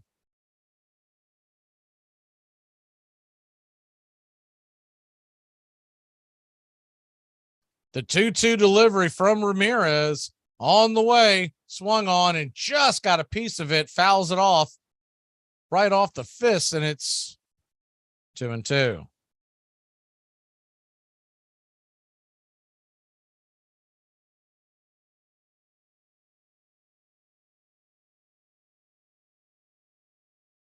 Ramirez, who came in relief in the first inning, is at 34 pitches on the evening.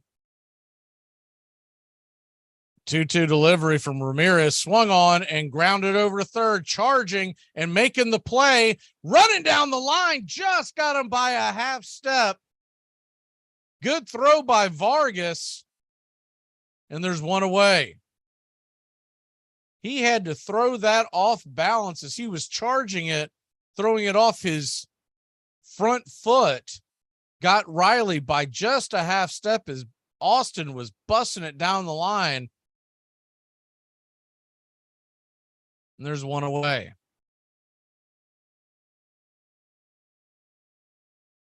That'll bring Matt Olson to the plate. Olson struck out his last time out.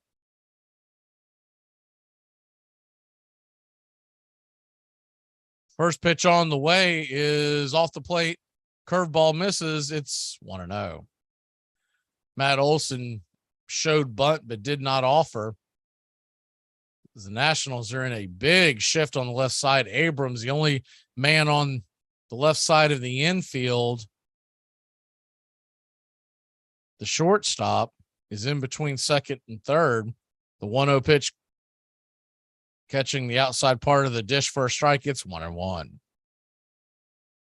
So the Nationals are shifting on the right side of the infield is what I had meant to say. To the left-hander Olson.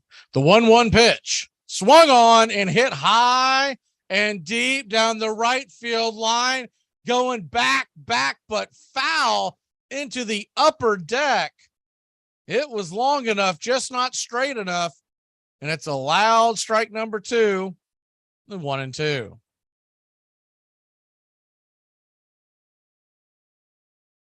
Nothing else. You'd like to see the Braves have some long at bats here to give Charlie a chance to catch his breath. The 1-2 pitch misses outside. It's 2-2.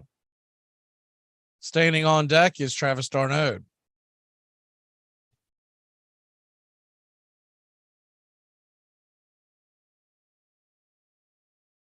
Nothing, your score.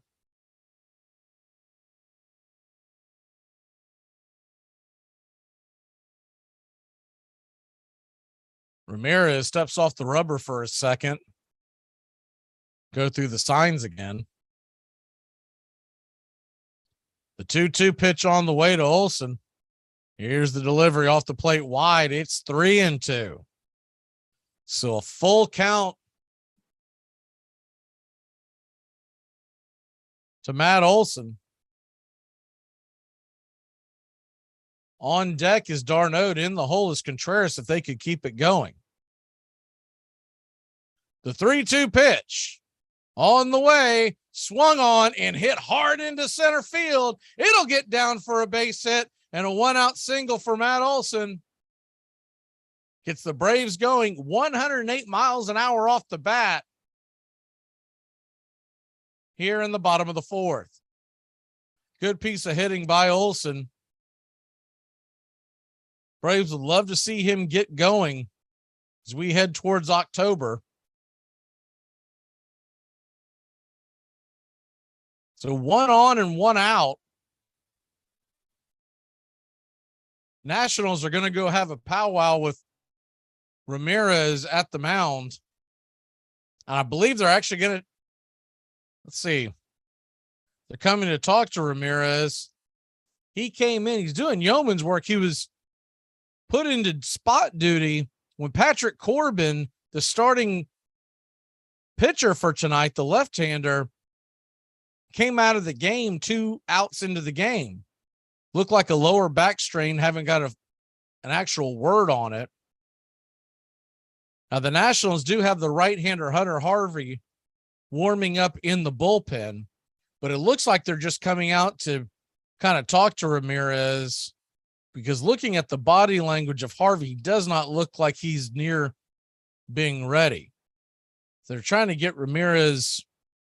Now, what his pitch count could be, my guess would be somewhere between 40 and 50. He's typically a middle reliever that doesn't throw a whole lot of pitches, so I can't imagine they're expecting him to go very deep. But he's done a phenomenal job considering the circumstances. So that'll bring Travis d'Arnaud to the plate. Travis d'Arnaud is 0 for 1, 1 on, 1 out. The first pitch to d'Arnaud is swung on and hit high and deep into left field, going back. Jackpot, baby! That ball is over the wall. Travis d'Arnaud with a 2-run shot, and he'll take the grand tour. It's 2-0 Atlanta. He absolutely stupid-ooped that over the wall. 5-6 rows back. We'll get the numbers for you here in a second. Travis d'Arnaud with a big-time home run. Not only does that give the Braves the lead, it gives his starting pitcher some more time to maybe catch his breath on the bench after a long inning. Travis d'Arnaud just comes up big hit after big hit. He and Matt Olson had a huge smile as they met each other at home plate. d'Arnaud in the dugout swinging the pink sword with Heredia. The first pitch is in the dirt to William Contreras, the designated hitter. It's 1-0. 103 miles an hour off the bat, 422 happy feet into the left center field bleachers. The 1-0 pitch off the plate wide. It's 2-0. If you're into launch angle, it's a 32-degree launch angle. William Contreras 0 for 1. Line out in the second inning. The 2-0 pitch swung on and grounded over to short. On it is Abrams, 6-3 put out, and there's 2 away. Contreras got out in front on that one and just kind of dragged it over to short. Abrams been pretty impressive defensively so far. Puts away the second out, and that'll bring Michael Harris to the plate. Harris 0 for 1, 304 batting average with 18 home runs.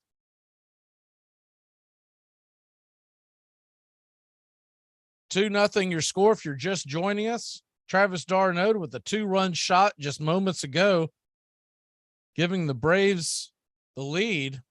The first pitch on the way to Harris is outside for a ball. It's 1-0.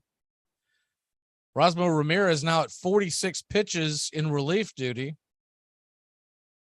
That pitch was well wide of the plate. Looked like the sinker, but it did not sink at all. It was high and outside. The 1-0 pitch right there at the knees, called for a strike. It's 1-1. It's 3-0. They're heading to the fourth inning in Milwaukee. Brewers lead the Mets. If these two scores hold, your Atlanta Braves would be in first place by night's end. Tied in the loss column now, they would actually have a lead in the loss column. The 1-1 pitch misses outside, but called for a strike. It's 1-2. Wide strike zone for home plate umpire Ryan Blackney. He's only missed a couple of pitches so far, but that one was definitely outside. So a 1-2 count to Harris. Lefty-righty matchup. Here's the pitch swung on, and that ball will get dropped into left field. An excuse me single will get Michael Harris on to first base with 2 away and keep the line moving. It's 2-0 Atlanta. Good piece of hitting by Michael, just kind of poked it out there, and it was enough to get over the head of the third baseman and in front of the left fielder.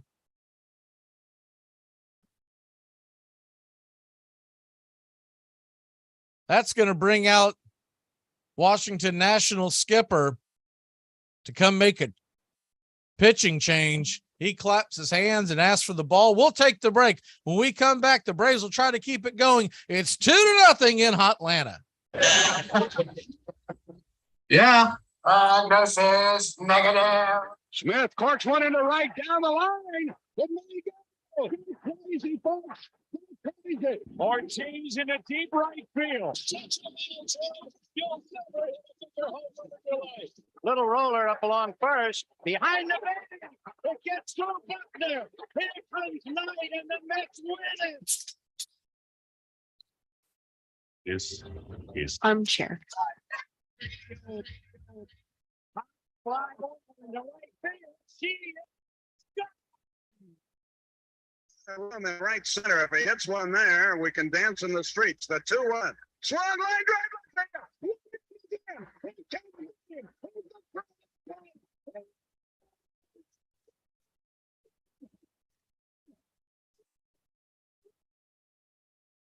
Oh, wow. I'm pretty sure that's going to be yeah, there it is. Another flag on the play. Multiple flags on the play.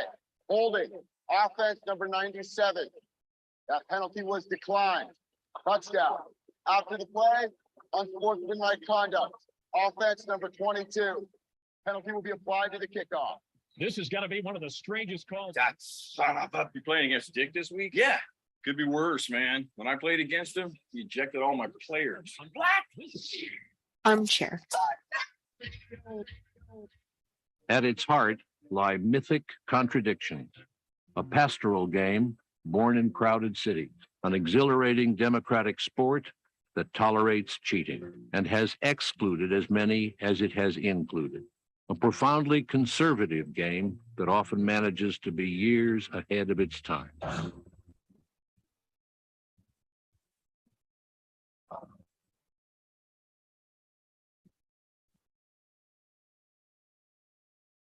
Welcome back to Braves Country Baseball. The Atlanta Braves lead the Washington Nationals 2-0. Bottom of the fourth inning, Michael Harris stands on first with 2 away, and Jordan Weems comes in to the game. Weems with a 6.28 ERA and 28 innings pitched, 25 appearances.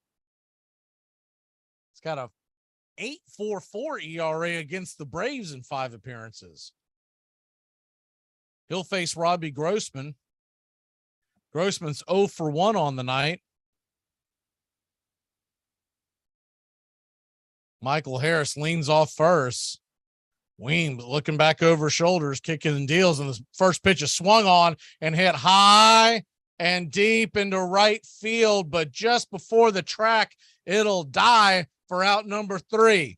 But not before Travis d'Arnaud comes through with a big home run again. Atlanta leads it 2-0. We head to the 5th. Cheeseburger.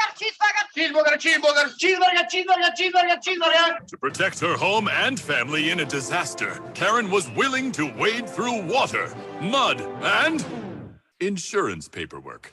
Yeah, I can do this. You go, Karen! By simply understanding and updating what her insurance covers and doesn't cover now, she'll be better prepared no matter when disaster strikes. Learn other simple ways to protect your home and family before a natural disaster at ready.gov. That's ready.gov. A message from FEMA and the Ad Council. Hey, Braves fans, the Armchair Quarterbacks YouTube channel are bringing you Braves baseball all season long. Hi, I'm Mac McGee, and I'll be bringing you Braves baseball play-by-play for the Braves fans out there. Pulling no punches, calling it how I see it for all of Braves country. So pull up an armchair and join us for Braves country baseball, first pitch to last pitch, all season long, right here on the Armchair Quarterbacks YouTube channel.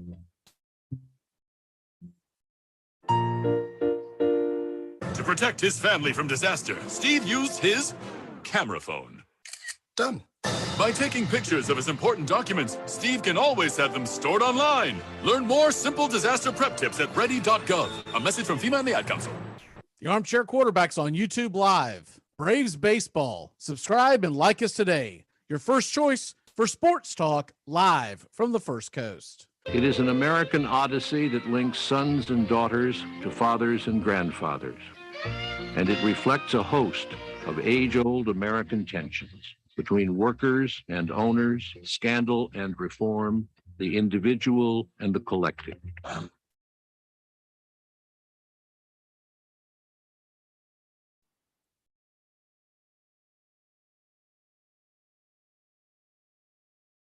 Welcome back to Braves Country Baseball. The Atlanta Braves lead it 2-0. They are going to try to send Charlie Morton back out there for inning number 5. He was having a hard time finding the strike zone at the end of the 4th. The first pitch is taken for a low strike called. We'll take it. It's 0-1. Morton going out there, throwing his 77th pitch to begin the inning. The 0-1 pitch from Charlie on the way, swung on and fouled down the line. It's 0-2.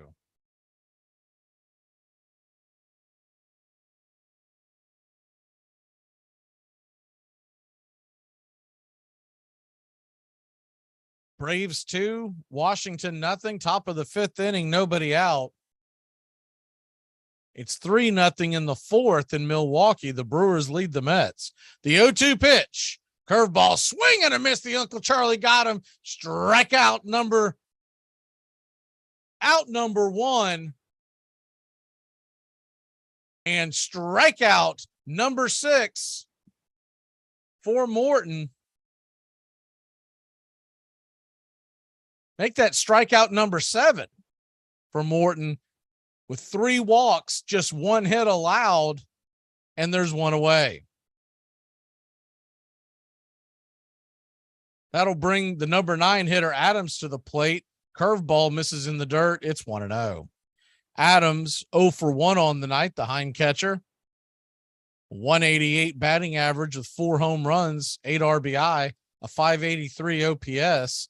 The 1-0 swing and grounded right over to Riley. He's got it on a 1-hopper. The 5-3 put out makes it a quick out number 2, and there's 2 away. Just what the doctor ordered, 2 fast outs here for Charlie Morton.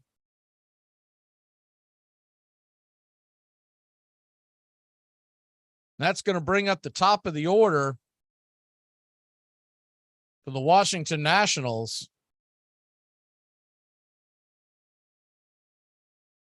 Morton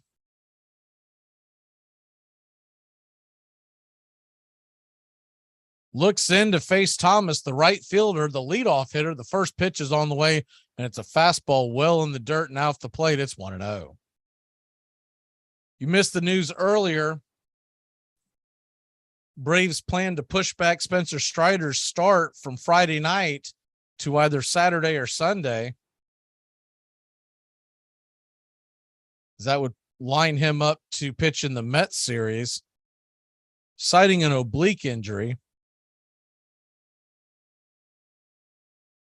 Expect Bryce Elder to pitch Friday night. The 1-0 pitch swung on and banged foul off the plate. It's 1-1. If you pushed everybody back a start, might be what the doctor ordered. You get late in the season like this, and Atlanta could use the extra rest. These guys going so hard trying to win every game. A lot of times late in the season like this, you're either out of the playoffs or you're comfortably ahead and you can take the extra day or so off. But Atlanta and the Mets have been pushing each other. The 1-1 pitch, fastball at the edge. It's 1-2. It's to be noted, they're showing that Charlie changed during in the dugout.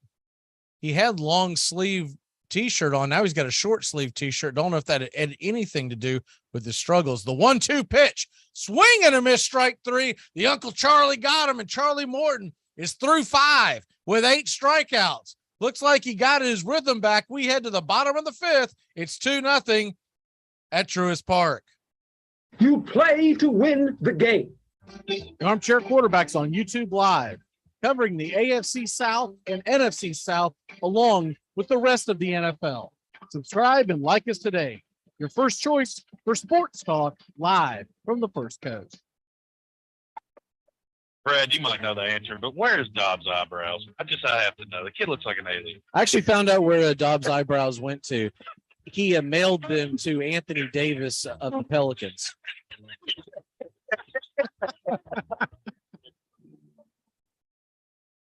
Hey, baseball fans, the Armchair Quarterbacks YouTube channel is going to bring you the baseball game of the week on Thursday nights. Tones Areola and Mac McGee bringing you the action, the biggest game of the week in all of Major League Baseball. That's Thursday nights. This baseball season, the MLB game of the week, right here on the Armchair Quarterbacks YouTube channel. By 1800, town ball and its many variations were played nearly everywhere.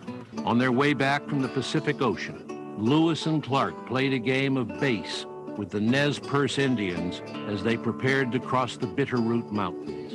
In the 1830s, on the western frontier of Missouri, ball was the favorite sport of Joseph Smith, the founder of a new religious sect called the Mormon. But back east in Cooperstown, New York, city fathers passed an ordinance restricting play after merchants complained about too many broken windows. Meanwhile, in New York City, they were starting to play a brand new version of the game.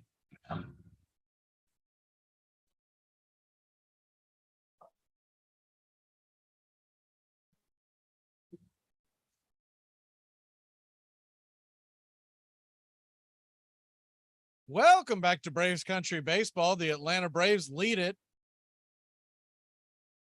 2-0. We head to the bottom of the fifth inning. Vaughn Grissom is coming to the plate. Appreciate you stopping by and here on Braves Country Baseball every Tuesday and Friday night. The first pitch is swung on and popped up, but plenty foul over the right field side. It's 0-1.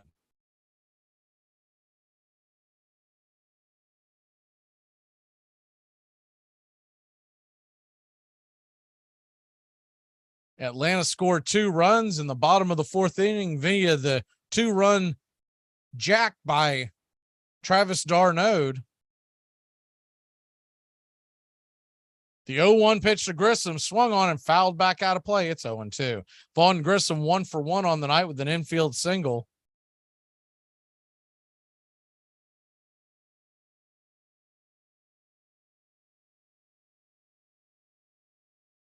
Grissom taking over for Ozzie Albies, who came off the IL last Friday night and right back to it after Saturday's game. The 0-2 pitch, curveball misses wide and outside. It's 1-2. The hope is that Ozzie Albies can be back after 3 weeks with a cast on his pinky, setting him up possibly to play in the second round of the playoffs. The 1-2 pitch swung on and popped up. Will that stay in play? Yes, over by the first base side. And underneath it is the first baseman, Nemesis, and there's one away. Heartbreaking injury for Ozzie Albies, who'd been on the IL for so long.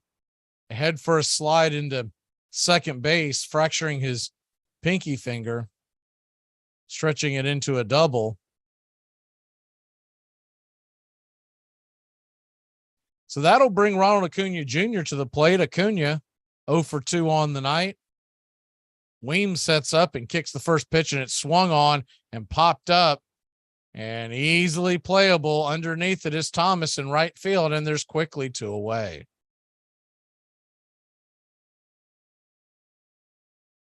Weems making quick work of Grissom and Acuna will bring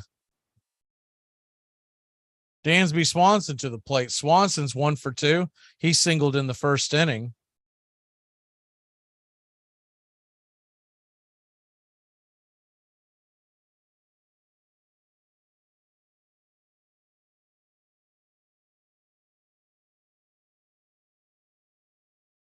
Braves 2, Washington nothing. Bottom of the fifth inning, taking a little bit to get set, and now Weems is going to step off the rubber again.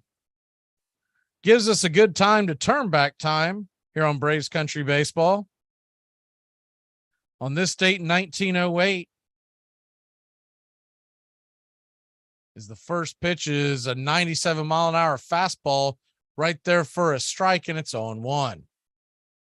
Ball was rifled off the bat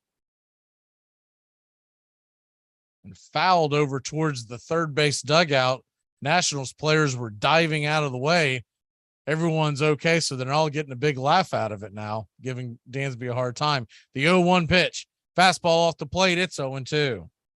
On this date, 1908, in the bottom of the ninth inning, Freddie Parent, while being intentionally walked, pokes at the ball into shallow right field, causing a sac fly and scoring the game-winning run. The 0-2 pitch swung on and just got a piece of it. Do it again at 0-2. Scores the game-winning run. White Sox winning 1-0, giving Frank Smith his second career no-hitter against the Philadelphia A's. Can you imagine losing a game like that? The 0-2 pitch is in the dirt, taken all the way by Dansby. Slider misses. It's 1-2.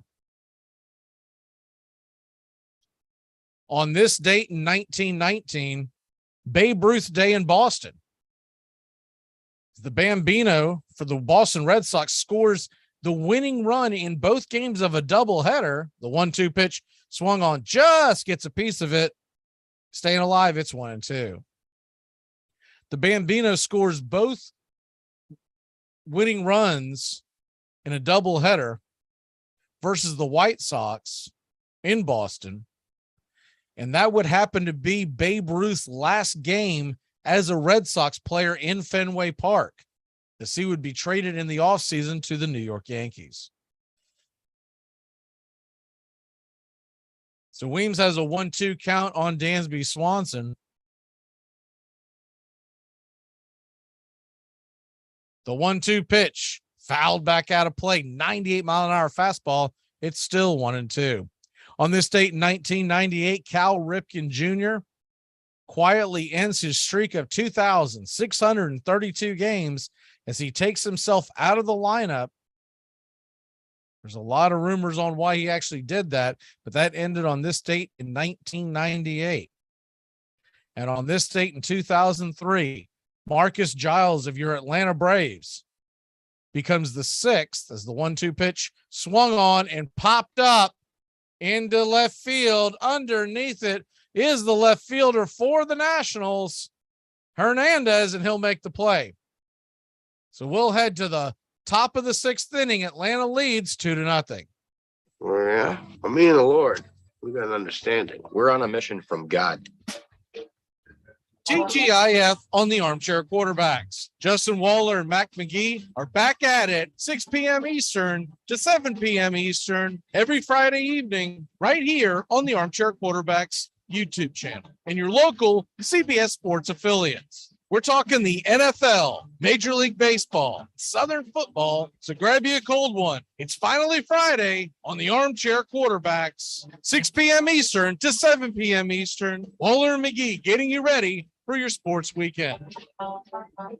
New Year's resolutions. We've all made them. Mine is the same every year. Eat healthier. The eat part usually works out fine. It's the healthier part I forget about, but not anymore. Now that I've found the oh-so-chocolatey Built Bar. Built Bars are low-cal, low-sugar, high-protein, high-fiber. Great for keto. Lose or maintain weight while indulging in a yummy treat. At 130 calories, you'll feel like making a resolution every day. Try all 18 amazing flavors. Get yours at BuiltBar.com. Bad food and overpriced drink had been sold at ballparks since the 1850s, but it took one very ambitious British-born caterer to turn concessions into an empire.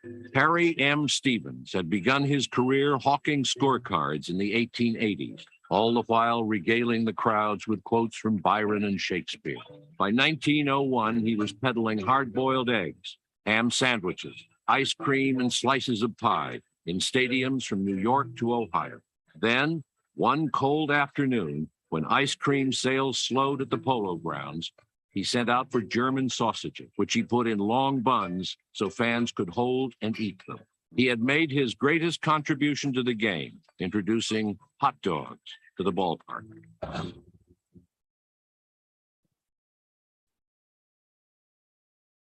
Welcome back to Braves Country Baseball. The Atlanta Braves lead it 2-0.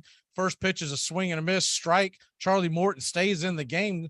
Number 2 hitter Garcia at the plate, and it's 0-1. The 0-1 pitch, swing and a miss, strike 2. Changeup, got him fishing. Luis Garcia now down 0-2. Charlie Morton, if you joined us, was struggling mightily in the 4th inning, found a way to get out of it unscathed and had a beautiful 5th inning. The 0-2 pitch, fastball right there at the knees, got him caught looking, and there's one away. The 9th strikeout for Morton might have been a tad low, but we'll take it. Definitely too close to take with 2 strikes. I have noticed that Ryan Blackney's strike zone has expanded over the last couple of innings. They would definitely have an argument. That one definitely looked off the plate. Meneses will come in, and the first pitch is a strike, wide strike on the outer edge. It's 0-1. Joey Meneses is 0 for 2, a .321 batting average. The 0-1 delivery from Charlie swung on and hit high and hard into right field. Jumping at the wall and missing it is Acuna. It goes off the wall, and Acuna will get the rebound get it into the infield, and it's a 1-out double for Joey Meneses, his 11th double of the season. Hard hit ball. Acuna tried to leap to get over, and I mean, he missed it by maybe a couple of inches over his glove. Just timed it perfectly, but just did not have the range to get to it.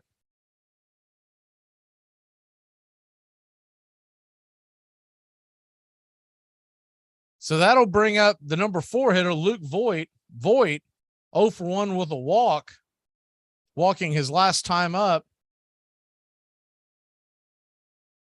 And the first pitch is a curveball outside. It's 1-0. Voit, who has been not too happy with the calls by home plate umpire all night long. The 1-0 pitch swung on, and that ball is dumped into center field. It'll get down for a base hit. Runner's going to stop at first, so runners on the corners with 1 away. Meneses does not run particularly well. Had to stop to see if that ball might get caught, and here comes Brian Snicker. So that'll do it for Morton. They tried to put him out there one more inning and got burned.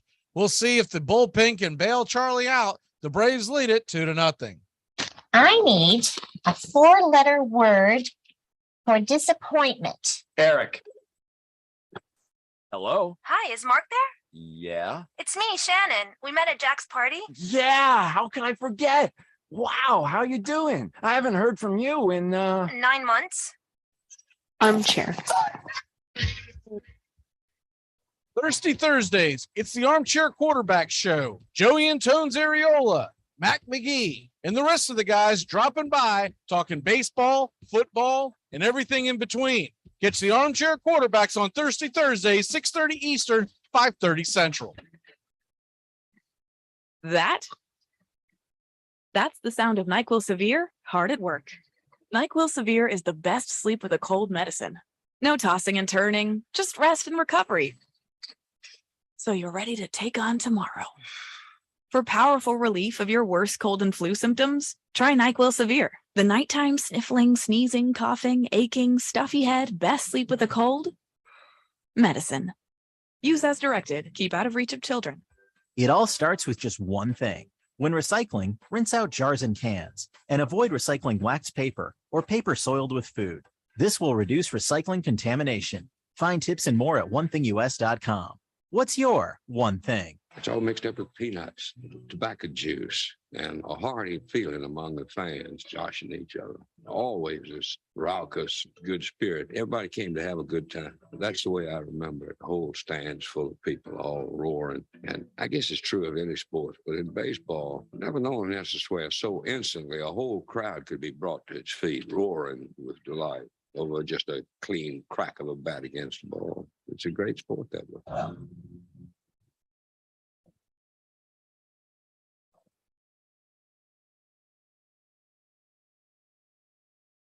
Welcome back to Braves Country Baseball. The Atlanta Braves in a bit of a jam here. They lead by 2, but runners on first and third with 1 away, and they'll turn to Colin McHugh, the right-hander.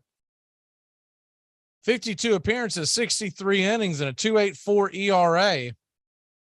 He's set to face the left-handed bat of Hernandez, number 5 hitter. The first pitch on the way, cutter at the top of the zone, misses.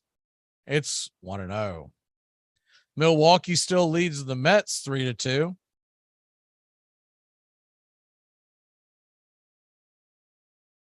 Braves 2, Nationals nothing. The 1-0 pitch swung on and fouled back out of play. It's 1-1. Colin McHugh, 69 strikeouts in those 63 innings. He could use one here.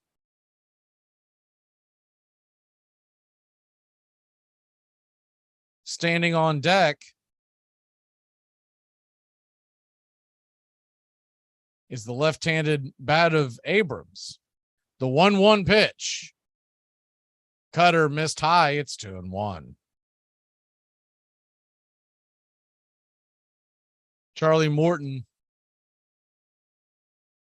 still responsible for the 2 batters on base, 2 runners on base, pitched 5 2/3 innings, 9 strikeouts, 3 walks so far, and no earned runs, but he is responsible. The 2-1 pitch swung on and grounded over to second, and a bad, and I mean a terrible throw by Grissom goes into left field. On the play, the runners will move up to second and third, and what could have been an inning-ending double play, it's now 2-1, and the tying run just 90 feet away. Absolute awful defensive play by Grissom, who has struggled in the field recently. It was nowhere near the base. Not really sure what happened there. Didn't look like he lost his footing. Just threw off his back foot and the ball sailed. So that'll bring Abrams to the plate. And the first pitch to Abrams is a curveball taken for a strike, and it's 0-1.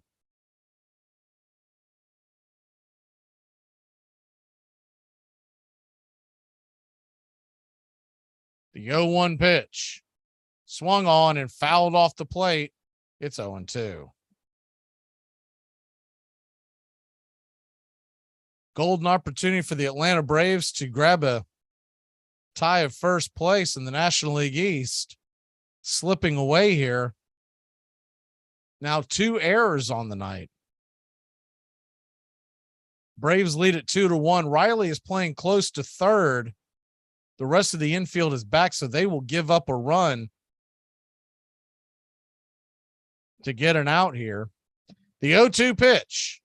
Curveball, comebacker to McHugh. He looks back the runner at third, turns around, flips it over to first, and there's 2 away. Good defensive play by Colin McHugh.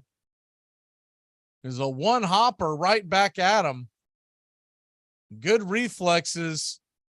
He quickly spun around to third to look back Voigt, who's not much of a threat to run. And then had plenty of time to throw out the runner, though Abrams can fly at first. So that'll bring Vargas to the plate. Ildemaro Vargas, who's 0 for 2 on the night, a .275 batting average, though. The first pitch is swung on and missed. And Travis d'Arnaud wincing there, not sure what happened. It's 0-1. I think he got a piece of he did. He hit him in the follow through in the face mask. The 0-1 pitch. Curveball in the dirt, and it's 1-1.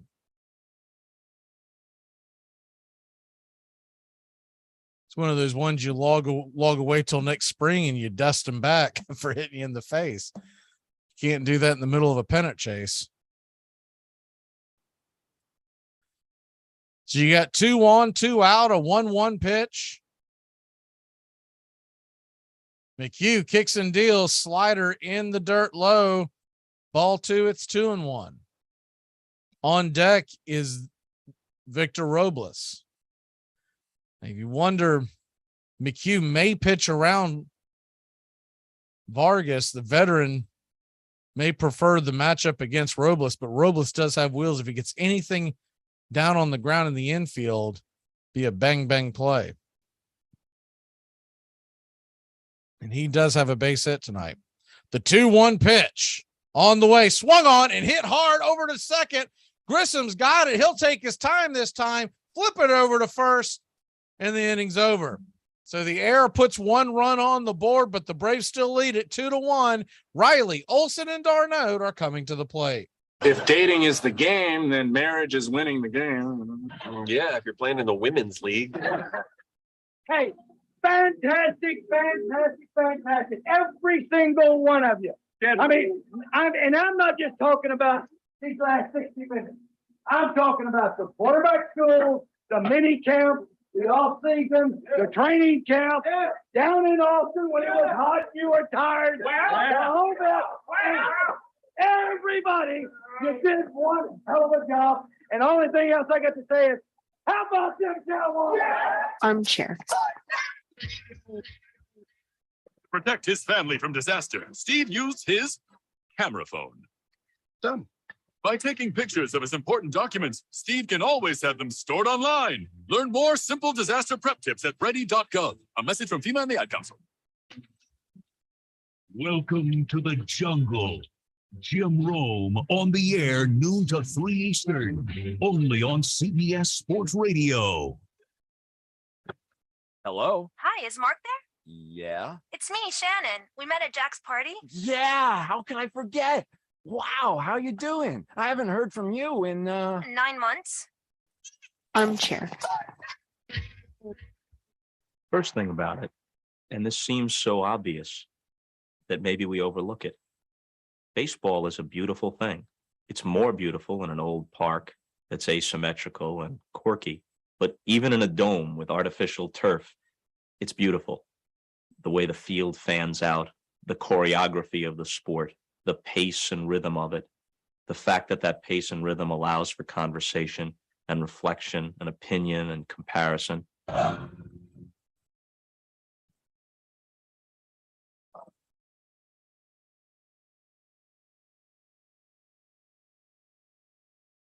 Welcome back to Braves Country Baseball. The Atlanta Braves lead at 2-1. We head to the bottom of the 6th inning with Austin Riley coming to the plate. 3, 4, and 5 hitters for Atlanta. Update in Milwaukee, the Brewers lead the Mets 4-0 in the bottom of the 5th. If these scores hold, Atlanta would be in a tie for first place in the National League East with the Mets and one less loss. Never finished that turn back time for the Atlanta Braves in 2003. Marcus Giles became the 6th Atlanta Brave that year, breaking a club record to hit 20 home runs, joining Chipper Jones as the first pitch misses outside for a ball. Weems is back out there to work. It's 1-0. Marcus Giles joining Chipper Jones, Andrew Jones, Vinny Castilla, Javi Lopez, and Gary Sheffield. The 1-0 pitch, foul back out of play. It's 2-0. That's your turn back time for September 20th, 2022. Birthdays on the way in the next inning. Braves 2, Nationals 1. Bottom of the 6th. Riley leading off here. The 1-1 pitch. Fastball, top shelf, outer edge. Just got the top of the zone. It's 1-2.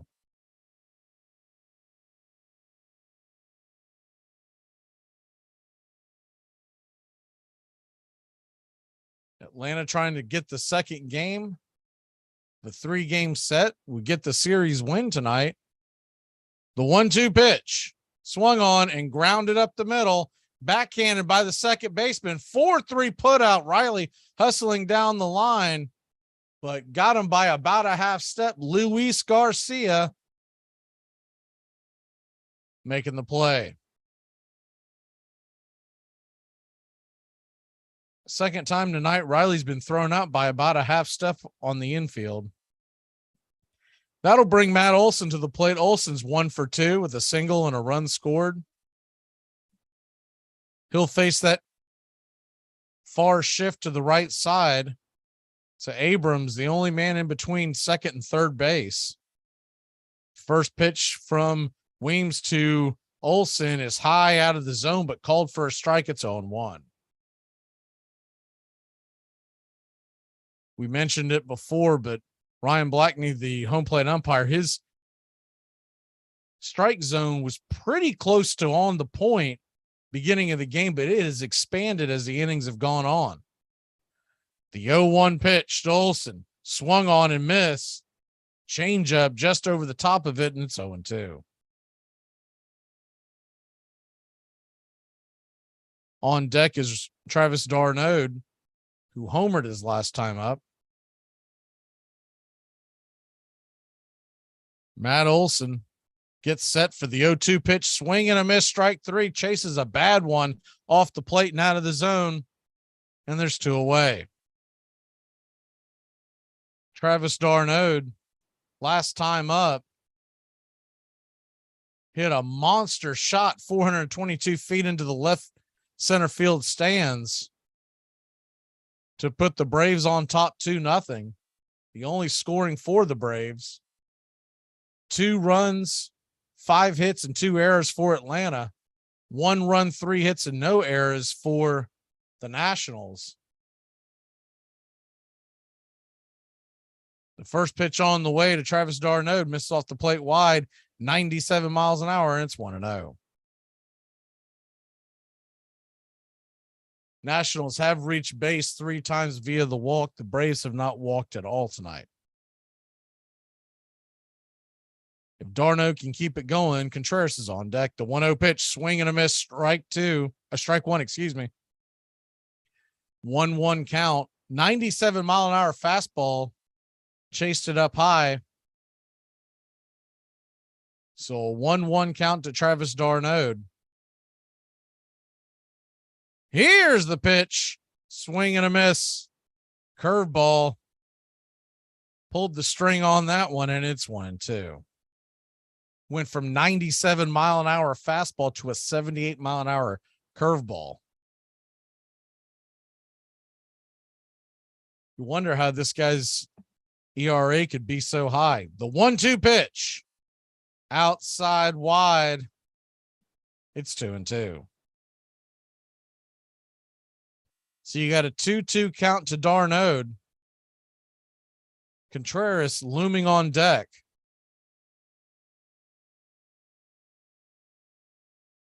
Weems, 25th pitch of the outing, kicks and deals, and off the plate wide, it's 3-2. So a full count to d'Arnaud.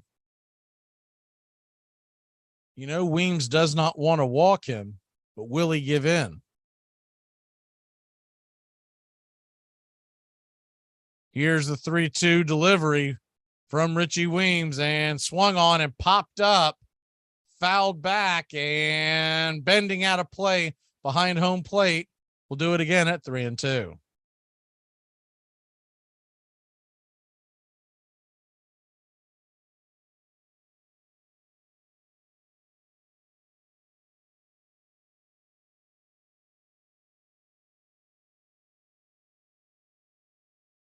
Braves 2, Nationals 1. Slight wind in Truist Park tonight. 3 miles an hour, so not much wind at all. The 3-2 pitch, swung on and fouled back out of play. 96 mile an hour fastball. It's 3-2.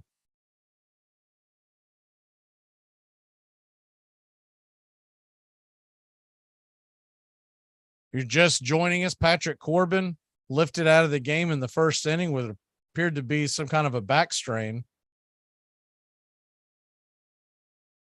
The 3-2 pitch, swung on and fouled back. We'll do it again. 3-2 is your count. So the Nationals have turned to their bullpen, who have pitched a really good ball game. Erasmo Ramirez came in at first, and then Weems has pitched 2 innings so far, trying to get to 2 1/3. 3-2 delivery, and swung on and fouls back again till Weems is getting tired here. It's 3-2. Reminds me of the old Don Larson comment years ago. He was broadcasting. He said, you know, sometimes it was just a lot easier just to hit the guy and move on to the next batter. So you got a 3-2 count. The 30th pitch from Weems. Righty-righty matchup. Here's the pitch, swung on, and that ball is hit into center field. A diving catch by Robles will end the inning. Robles had to lay out. If that ball gets past him, it's at least 2. We'll head to the top of the 7th inning, Braves clinging to a 1-run lead. They've given me less than 1 year to turn this place around. Forget about the way it used to be. This is not a damn democracy. We are in a state of emergency, and my word is law. I'm Amy Lawrence, and I'm up late, always, after hours, hanging out with you on CBS Sports Radio. Check it out, 2 a.m. Eastern, 11 p.m. Pacific.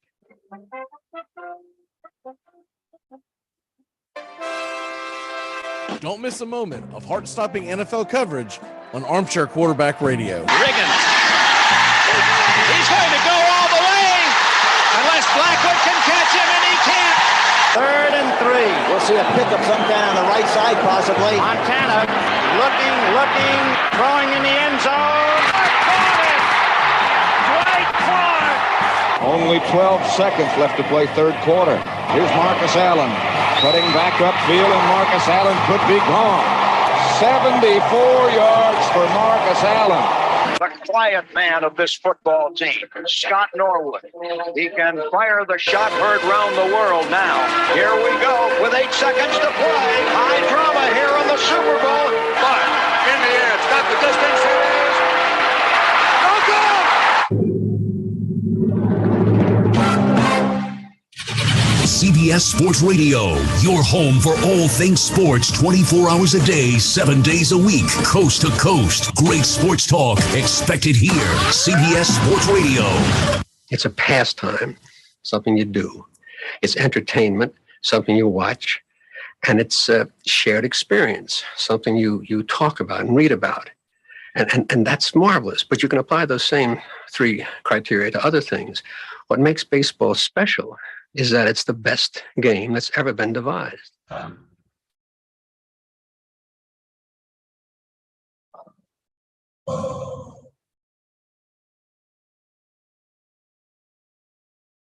Welcome back to Braves Country Baseball. Colin McHugh will go back out it here in the top of the 7th.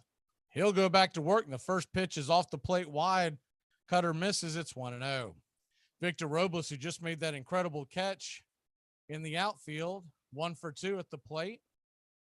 Single in the 3rd inning. The 1-0 pitch off the plate wide again. It's 2-0. Cutter misses both of them wide. Milwaukee leads the Mets 4-0. That game is in the top of the 6th, and the Mets are batting. McHugh kicks and deals the 2-0 pitch, swung on and hit hard but foul down the third base line. It's 2-1. Robles, if he gets on, is a threat to steal. The 2-1 pitch swung on and popped up. Can of corn over towards Olsen. He'll make the catch just past first base and onto the grass, and there's 1 away. Slider got him off balance and out in front. And there's 1 out here in the top of the 7th. If you look at this from the perspective of what the Braves bullpen will look like heading into October, you could see this regularly with McHugh pitching in the 7th as the 1-0, the first pitch is swung on and hit hard by Adams. It's rifled into left field for a single, and there's 1 away. And 1 out, 1 on, 1 out here in the top of the 7th. A 1 out single sets up the top of the lineup now, Lane Thomas. I think Brian Snooker would realistically like to go from McHugh to Iglesias to Kenley Jansen, who's pitched a little better this last couple of times out. You got to get to him first. First pitch to Thomas misses off the plate, and it's 1-0. Of course, the Braves also have the left-handers coming out of the pen. New York Mets have just made it interesting. It's 4-3 Milwaukee. A 3-run home run by Pete Alonso has cut that lead to just 1. The 1-0 pitch swung on and missed. Cutter top of the zone, and it's 1-1. Brad Boxberger gave up that home run. It hasn't been that long ago that he was an elite reliever, but now he's middle relief and has a high ERA. The 1-1 pitch from McHugh misses wide. He does not chase it. It's 2-1. righty-righty matchup. Lane Thomas, 16 home runs, 50 RBI, 6 stolen bases. On deck, the number 2 hitter, Garcia, from the left side. The 2-1 pitch. Swing and a miss. Strike 2. Evens up the count. Do wonder if McHugh can get Thomas, if they may go to a lefty in the bullpen or if they'll leave McHugh out there.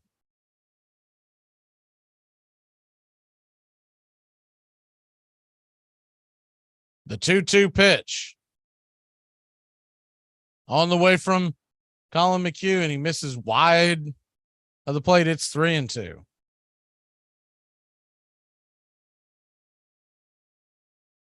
So a full count to the leadoff hitter, Thomas. 1 on, 1 away.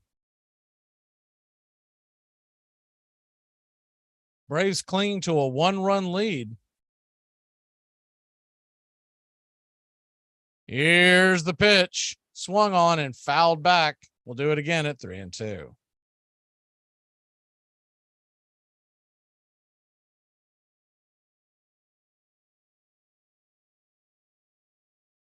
We do have a few birthdays today, but not as many as normal. Get to those in just a second. A full count to Thomas from Colin McHugh. 22 pitches on the outing. Here's the pitch. Yak him. Called strike 3. He got caught watching the paint dry. A slider on the inner part of the plate, and there's 2 away. Good pitch by McHugh. Thomas doesn't like it, but that definitely caught the inner part of the plate. It's actually a bad frame job because Travis d'Arnaud had to catch it backhanded because he was set up on the outer edge. So he missed his spot, but still got him. And they will leave McHugh in there to face the left-handed bat of Garcia. And the first pitch on the way is a slider swung on and fouled back. It's 0-1. Garcia's 0 for 3 on the night, batting .278 on the year.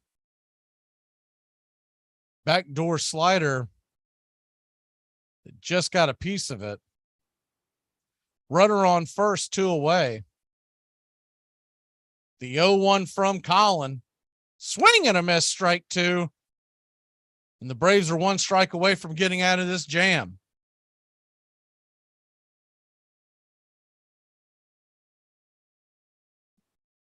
A pop out and 2 strikeouts from Garcia.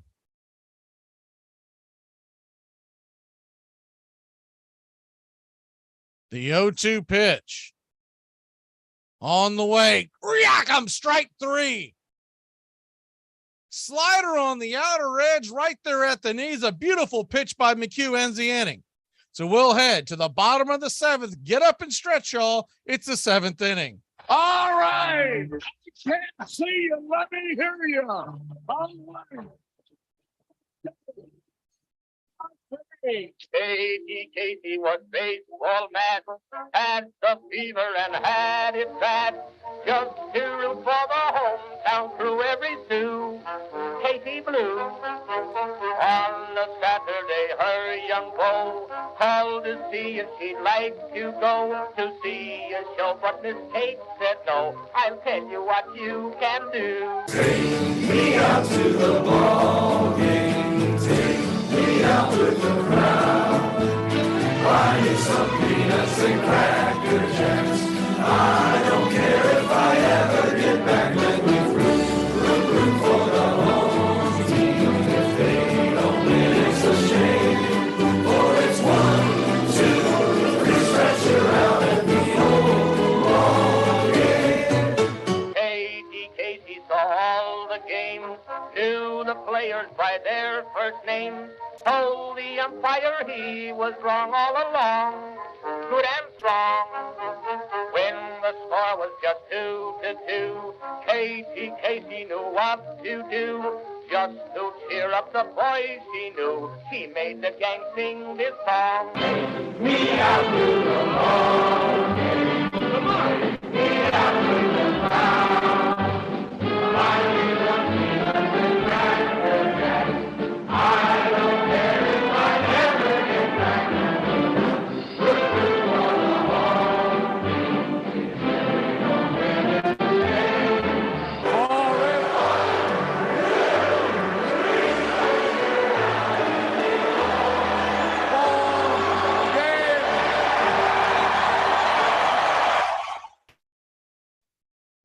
Welcome back to Braves Country Baseball. The Atlanta Braves lead it 2-1. Hunter Harvey will come into the seventh inning for the Washington Nationals.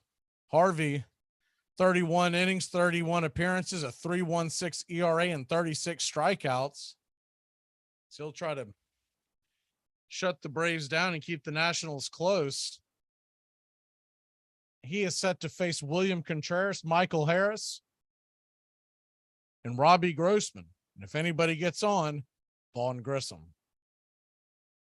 2 runs, 5 hits, 2 errors for the Atlanta Braves. 1 run, 4 hits, no errors for the Washington Nationals. That error did lead to a run for the Nationals. It was an errant throw from Grissom to second base Bag, trying to complete a double play to Swanson. Sailed into left field and into foul territory, bringing a runner home.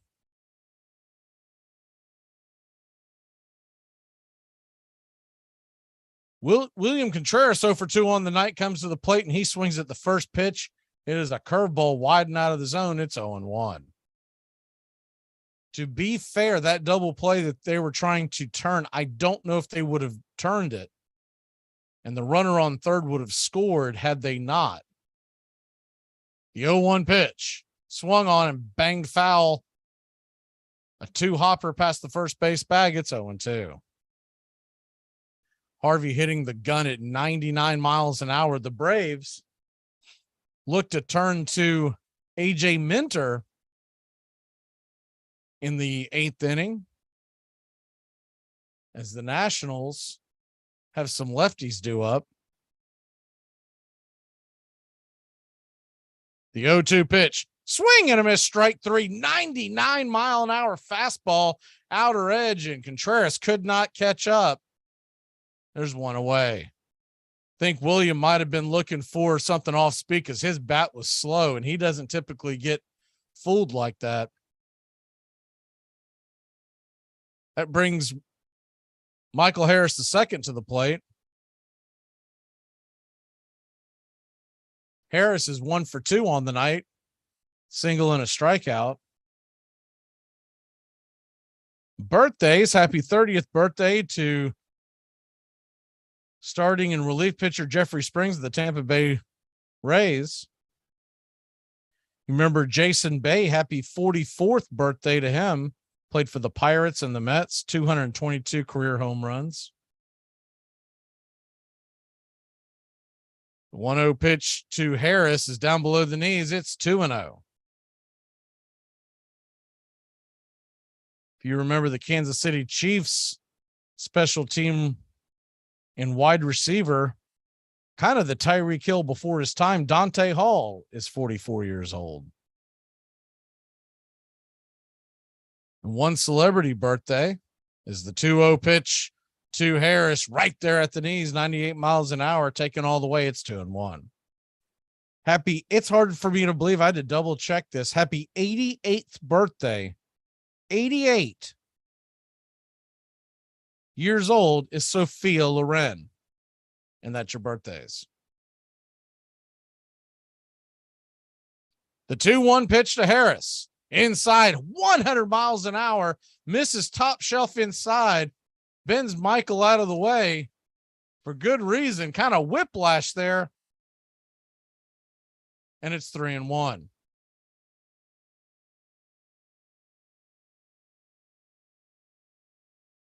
A 3-1 pitch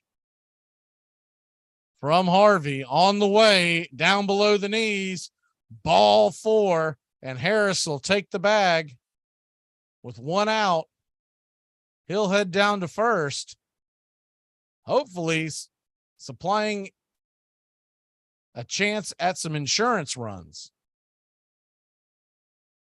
Milwaukee still clinging to their 4-3 lead against the Mets. Milwaukee, if you haven't been following it, they are trying to chase the Phillies or the Padres down for the last wild card spot.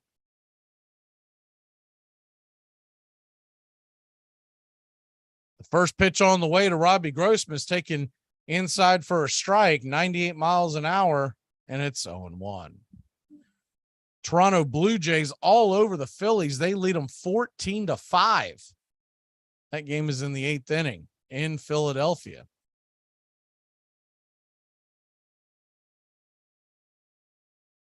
Oh, 1 pitch to Grossman right there, 98 miles an hour over the plate, and it's 0-2. Detroit leading Baltimore 3-2, top of the 9th. Baltimore still holding out hope for a wild card spot in the American League. Milwaukee 4, Mets 3, bottom of the 6th inning. The 0-2 pitch. It's fastball inside. Misses. It's 1-2. Cleveland leads the White Sox 1-0. Cleveland, a 4-game lead on the White Sox in the American League Central. Seattle and Oakland just getting started. Luis Castillo on the mound for the Mariners. The 1-2 pitch. Down low in the dirt. It's 2-2. St. Louis and the Padres, they are tied in the bottom of the 1st. Houston all over Tampa Bay 5-0 in the bottom of the 9th, but the Rays do have the bases loaded. Other games of note: Yankees 4, Pirates 4. That game is in the 8th. The 2-2 pitch. Harvey will flip it back over to first to keep Michael Harris the second close by. We'll do it again at 2-2.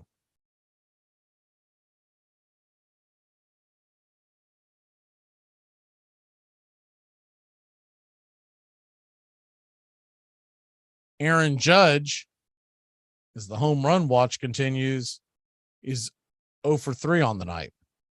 The 2-2 flips it back over to first. Harris dives underneath the tag. We'll do it again at 2-2.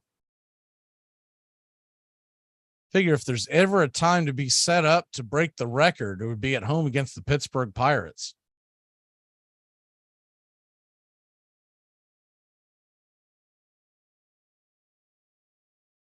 The 2-2 pitch on the way. Swing, and pops it up into left field. Underneath it, making the play for the second out of the inning is Hernandez. And that'll bring Ronald Cunha Jr. to the plate. This ought to be a fun matchup. I'm sorry, Grissom. I'm so used to Grossman batting 9th. I apologize. Vaughn Grissom, the number 9 hitter, 1 for 2 on the night. Really wanted to see what this 99-mile-an-hour fastball against Acuna's bat could do. We have to hold on for one more batter. So Grissom, who's 1 for 2 on the night, first pitch is in the dirt. Looks like he went to the slider, and it's 1-0. Michael Harris on first. He's being held on. The rest of the infield playing to the left. Now, the second baseman, Garcia, is to the right of the second base bag, but barely. So there's a big hole in between first and second. The 1-0 pitch. Fastball, top of the zone, 99 miles an hour. It's 1-1.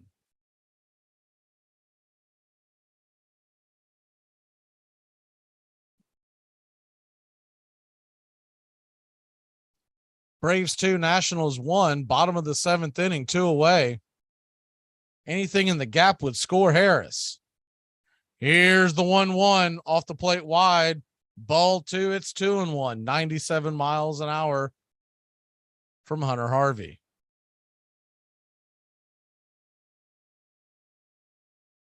Braves are back at it again tomorrow.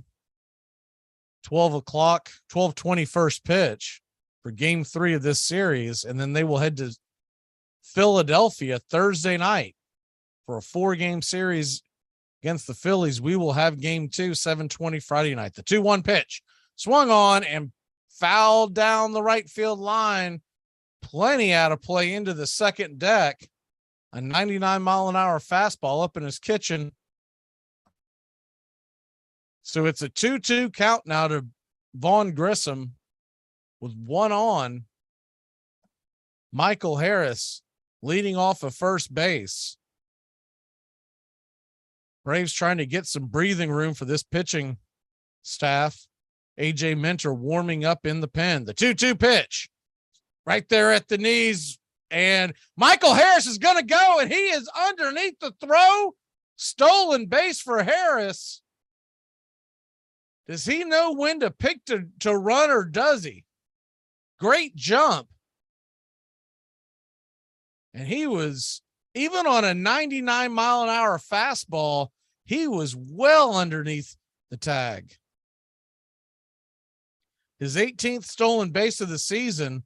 And I'll tell you what, I think that pitch might have been a strike, but because the catcher jumped up, the 3-2 pitch swung on and hit towards the hole. Off his back foot is Abrams. It's a wild throw, and Grissom will have another infield single. The first baseman, Meneses, did a good job of making sure that ball did not go into the dugout. So Harris has to hold at third. Deep into the hole was Abrams, throwing off his back foot. Impressive that he made it as close as he did, but didn't really have a chance. Almost cost him an error. Washington's coming out to Nationals pitching coach is coming out to have a chat with Hunter Harvey, and the entire infield is in there to talk to him as well, probably going over what they want to do with Acuna coming to the plate. It's not like you can pitch around Acuna because you got Dansby Swanson. We know what he does with 2 outs. So this is the matchup we've been kind of looking forward to. Acuna going up against that 99-mile-an-hour fastball. Chop is going live here in Atlanta, Georgia. Braves lead at 2-1. Runners on the corners now, 2 away, speed at every base. Anything that got down into the gap would most likely score 2. But Acuna 0 for 3 on the night with the strikeout and 2 flyouts. The first pitch on the way to Ronald is right there at the knees. 99-mile-an-hour fastball paints the outer edge, and it's 0-1.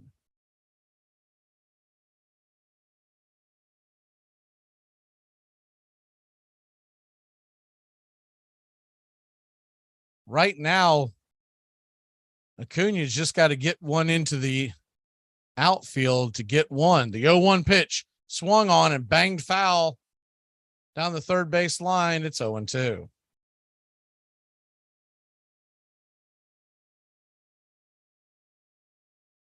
They're into the 7th inning in Milwaukee.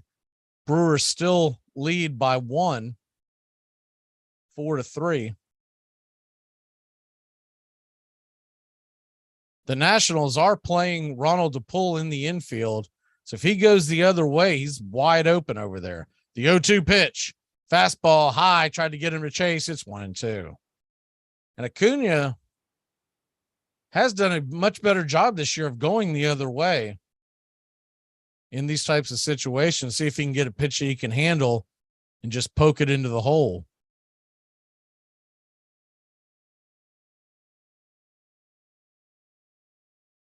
One-two pitch from Harvey. He kicks and deals, swung on and fouled back out of play. We'll do it again. 99 miles an hour on the inner part of the plate, fouls it back. It's 1-2.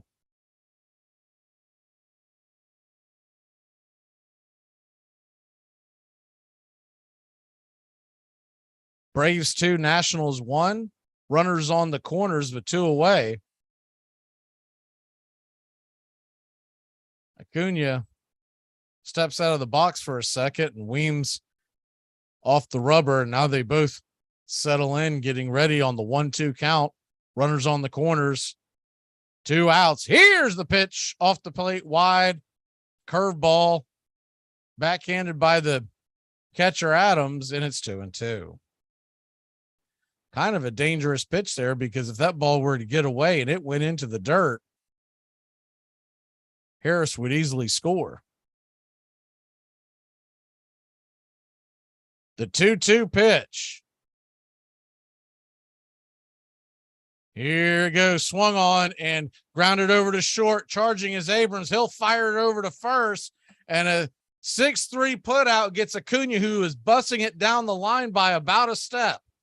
We'll head to the top of the 8th. Atlanta leads it by 1. It all starts with just one thing. When recycling, rinse out jars and cans, and avoid recycling wax paper or paper soiled with food. This will reduce recycling contamination. Find tips and more at onethingus.com. What's your one thing? That's the sound of NyQuil Severe hard at work. NyQuil Severe is the best sleep with a cold medicine. No tossing and turning, just rest and recovery. So you're ready to take on tomorrow. For powerful relief of your worst cold and flu symptoms, try NyQuil Severe. The nighttime sniffling, sneezing, coughing, aching, stuffy head, best sleep with a cold medicine. Use as directed. Keep out of reach of children. The winning run of Ozzie Albies. He got a pretty good jump, flew under the tag, picked the perfect pitch to go on. In Atlanta, a single could win this game.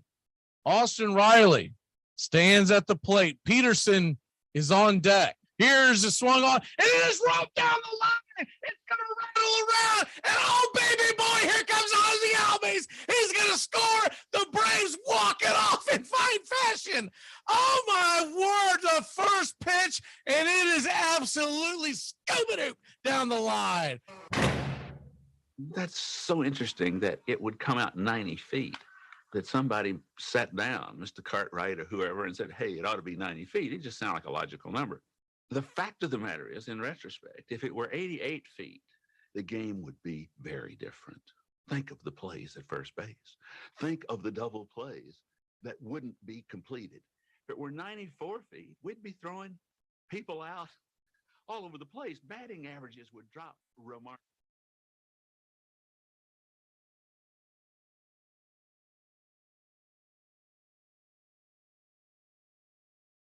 Welcome back to Braves Country Baseball. The Atlanta Braves lead the Washington Nationals. We head to the 8th inning by just 1 run. It's 2-1.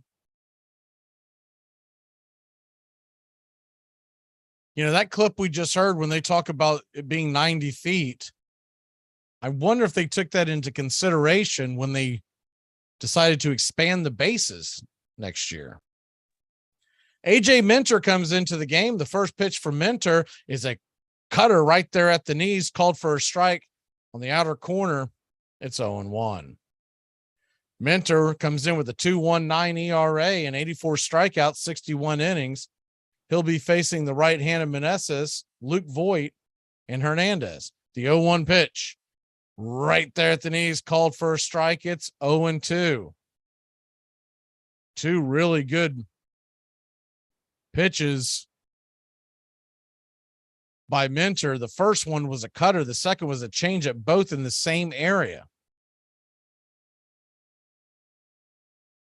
The 0-2 pitch swung on and hit high, but not very deep into center field. Underneath it is Harris. He'll make the catch, and there's one away.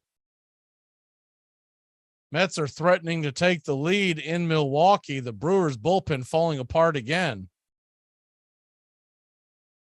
It's 4-3 Milwaukee, but Mets are got 2 on and 1 away. That game is in the 7th inning. That'll bring Luke Voit to the plate. Voit is 1 for 2. A walk and a single. He's batting .239. 21 home runs and 64 RBI. The designated hitter takes the first pitch low and away. It's 1-0.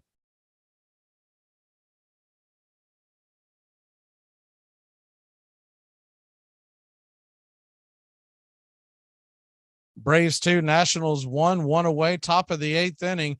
Travis d'Arnaud sets up outside. The 1-0 pitch swung on and banged foul down the third base line. Evens up the count at 1-1.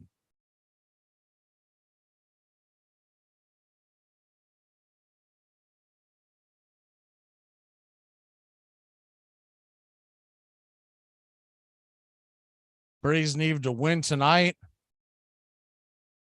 to at least stay pace with the Mets. The 1-1 pitch swung on and fouled down the line. It's 1-2. They hope that the Brewers actually beat the Mets, but it looks like the bullpen for Milwaukee is absolutely falling apart. So you got a 1-2 pitch to Voit. Standing on deck is the number 5 hitter, left fielder Cesar Hernandez.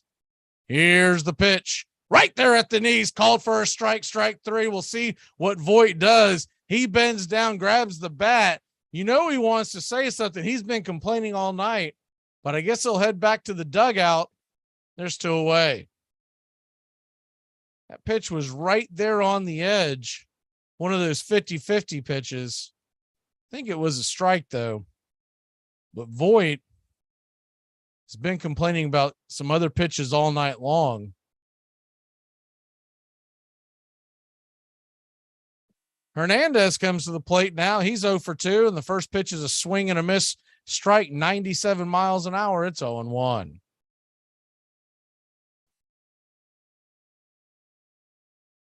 Braves lead 2-1. If they win and the Brewers find a way to beat the Mets, we would be tied in the National League East. The 0-1 pitch off the corner high. It's 1-1. The Mets have the bases loaded and only 1 away. And Rogers, the reliever that was sent from San Diego to Milwaukee because he was struggling, so is in the game. The 1-1 pitch. Swing and a miss, strike 2. Fastball on the outer edge, and it's 1-2. AJ Minter 1 strike away from a clean inning. Here's the 1-2, fouled off towards the first base dugout. We'll do it again at 1-2. In that trade, the Brewers and the Padres traded struggling relievers, 2 guys who were very good at one point. And they sent Rogers to Milwaukee, and Milwaukee sent Hader to San Diego. The 1-2 pitch swung on, just got a piece of it to stay alive. It's 1-2. Both hoping that change of scenery would rejuvenate both pitchers. It hasn't really worked on either end. So AJ Minter leans in, pulls his cap down, lifts the glove. The 1-2 pitch swung on and hit hard into left field in the 5-6 hole. And it's a 2-out single for the Nationals. And Francisco Lindor just hit a grand slam against that Rogers kid. And the Mets have taken a 7-4 lead. They once trailed that game 4-0. So it doesn't look like Milwaukee's going to help us out tonight. We've got to get the W. Tyler Rogers getting rocked again. So that'll bring Abrams to the plate. Abrams from the left-hand side. Minter flips it over to first. Keep the runner close by. Abrams is 0 for 2 on the night. Lefty-lefty matchup.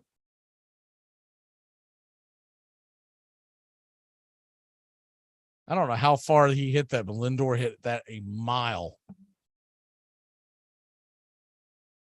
The first pitch on the way, swung on and popped up. Will it stay in play? Riley's calling for it. He'll make the catch, and that'll get us out of the inning.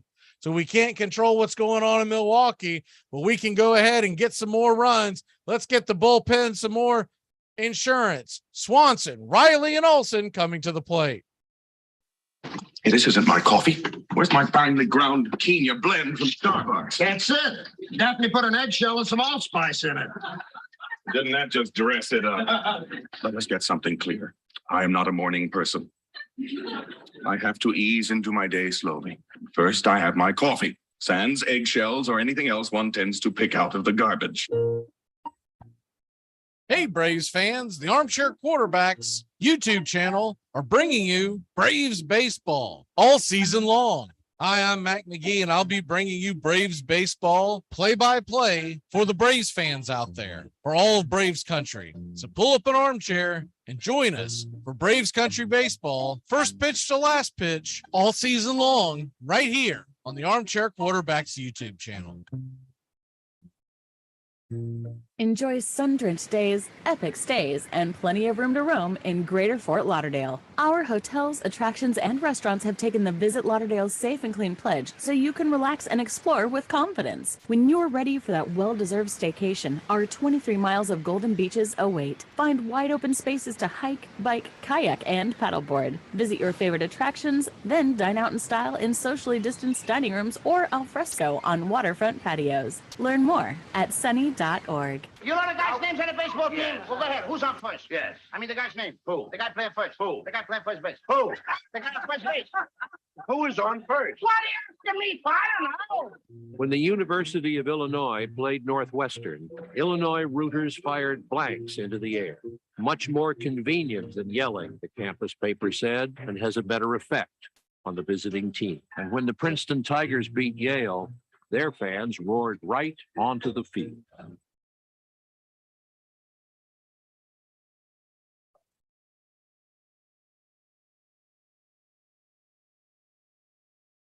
Welcome back to Braves Country Baseball. The Atlanta Braves lead the Washington Nationals. We head to the bottom of the eighth inning. The Nationals with another pitching change. Kyle Finnegan will come to the mound, 3.77 ERA in 59 innings, 61 strikeouts.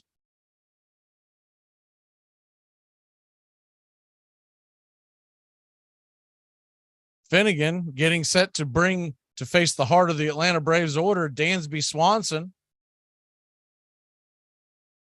Coming to the plate, 1 for 3 on the night. The first pitch by Swanson is swung on and missed, top of the zone. It's 0-1.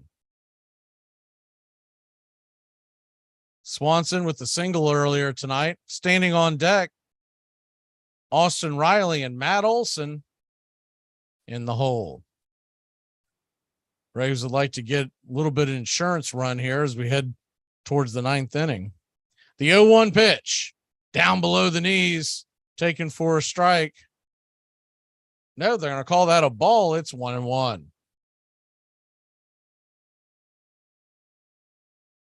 Braves 2, Washington 1. Second game of a 3-game set. Braves won last night 5-2.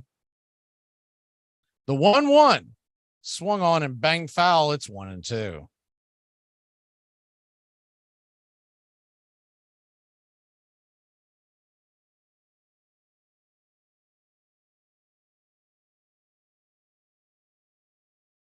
The Mets have taken a 7-4 lead in Milwaukee.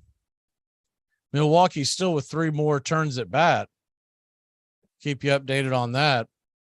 The Braves need to win so far just to keep pace. Here's the 1-2 pitch, swung on and fouled down the line. Skied mile high into the seats down the right field line. It's 1-2.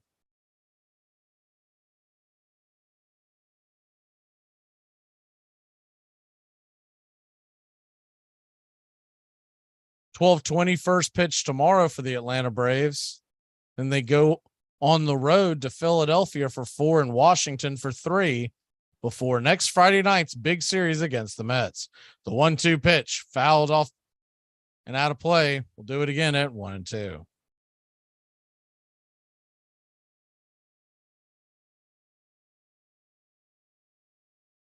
San Diego is taking a 2-0 lead on St. Louis. That game is in the second out west. Milwaukee trying to chase down Philadelphia. Would have been able to gain a game tonight on them in the wild card, but their bullpen came apart. The 1-2 pitch fouled off the plate. We'll do it again at 1-2. Milwaukee had a 4-0 lead on the Mets and have given up 7 runs now, including a grand slam. They'll have to rally to turn that around. Cubs 2, Marlins 1. That game is a final. Red Sox beat the Reds 5-3. The 1-2 pitch swung on and hit high and deep into right field, going back. That's light tower power. Home run, Dansby Swanson. The Braves lead it by 2. Dansby Swanson hit an absolute rocket opposite field. And it's a 3-1 lead for your Atlanta Braves. Big at bat again by Dansby.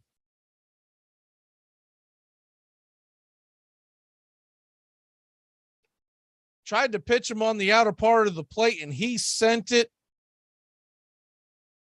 into the chop house. Dansby swinging the pink sword there in the dugout with Heredia. It's 3-1. First pitch on the way to Riley is swung on and missed. Slider missed outside. Chased off the plate. It's 0-1.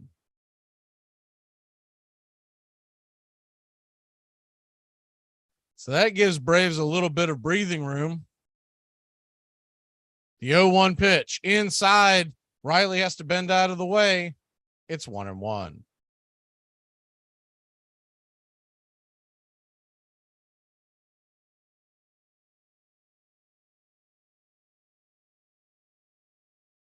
You got a 1-1 count to Austin Riley.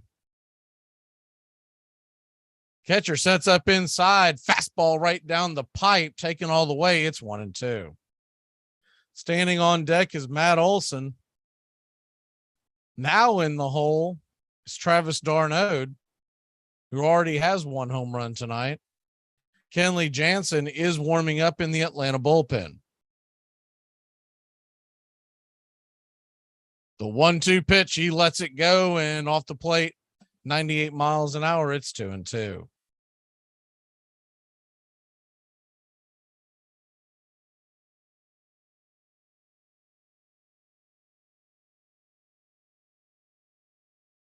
Braves, with just about 2 weeks left in the season, as Austin Riley steps out of the box for a second, Finnegan will get off the rubber and everyone will go back to their positions. And here we go. You got a 2-2 count to Riley from Finnegan. He kicks and lets it go, and it's in the dirt. Ball 3, 3-2.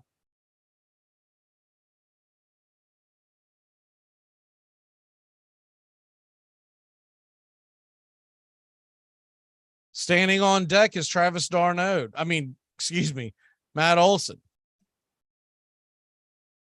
Matt Olson. Travis d'Arnaud. The 3-2 pitch. Swing and a miss, strike 3. Chased a sinker down below the ankles.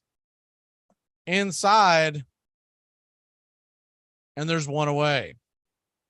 So that'll bring Matt Olson to the plate. Big left-handed first baseman.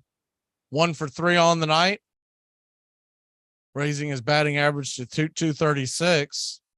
28 home runs. Been in a bit of a slump, but does have 3 base hits the last 2 nights. First pitch to Olson on the way, and it's a fastball top of the zone, taken for a strike. It's 0-1.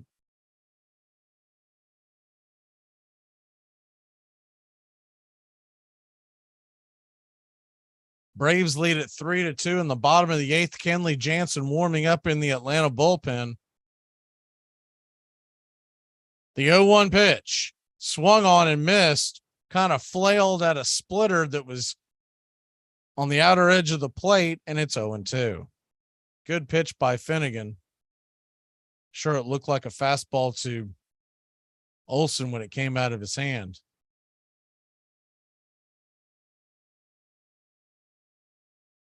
The 0-2 pitch on the way, swing and a miss, strike three. Fastball, 98 miles an hour. And there's two away. Travis d'Arnaud comes to the plate. Now d'Arnaud with a 2-run home run. They got the scoring going back in the fourth inning.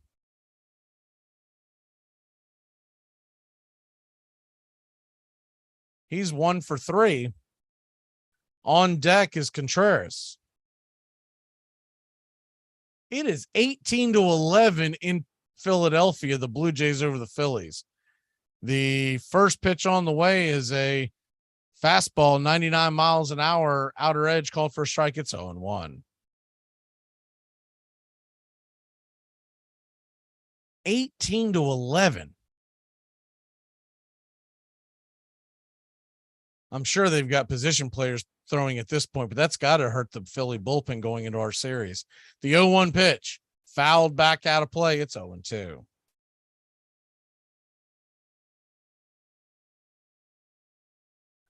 Wheeler is supposed to come off the IL for Philadelphia tomorrow, which means we would miss him altogether.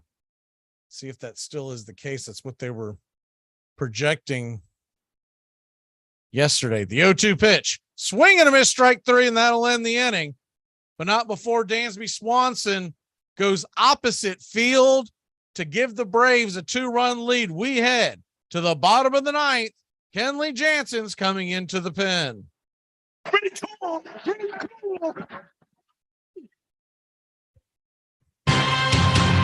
Make sure to keep it locked in here on Armchair Quarterback Radio. We're not one-trick ponies. We cover the entire NFL, past and present. 3rd down and 6 at the 9. And Bo Jackson to the 20 and out in front. And only one man to beat, and easily can't run him down. He had the angle, but there goes Bo. And nobody catches Bo. Touchdown. Dion. Back when he started and then turns the corner into Giant territory and leave it to Dion to break it. Dion comes in as a receiver. Sanders. And they're going his way, but there's double coverage. And somehow Dion is able to beat the coverage. That's intercepted by Sanders. Can he score again? Yep. There he goes, Dion Sanders. 71 yards. That's for Dion tonight. A 59-yard punt return for a TD, a 55-yard pass reception, a 39-yard punt return, and a 71-yard interception return. Dread running to the post office? Stamps.com brings post office and UPS services right to your computer. Send letters, ship packages, and get up to 40% off USPS and up to 62% off UPS rates. That's Stamps.com, promo code LISTEN. I see great things in baseball. It's our game, the American game. It will take our people out of doors, fill them with oxygen, give them a larger physical stoicism, tend to relieve us from being a nervous, dyspeptic set, repair these losses, and be a blessing to us. Walt Whitman.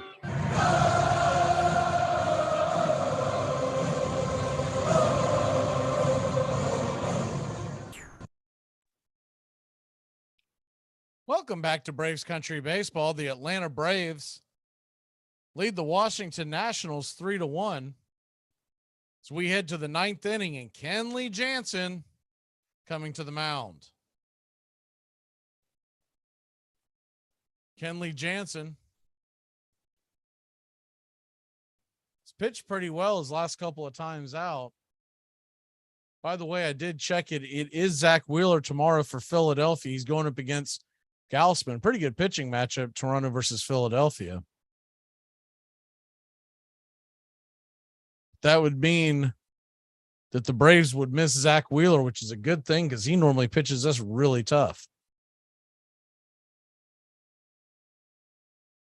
But I'm sure Philly's just trying to get as many starts as they can in from Wheeler for the end of the season. First pitch on the way from Jansen is a bunt, and Jansen kicks the ball. No chance. It's going to be an infield single.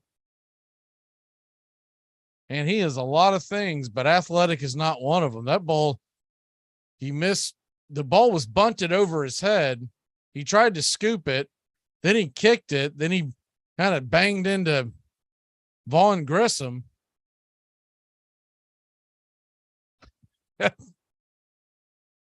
And I think more folks may try to do that to him now that I've seen Jansen try to field his position. My word. I don't know what Grissom was doing. He was fading over towards first base. He should have called Jansen off because Jansen was going to have no chance of making that play.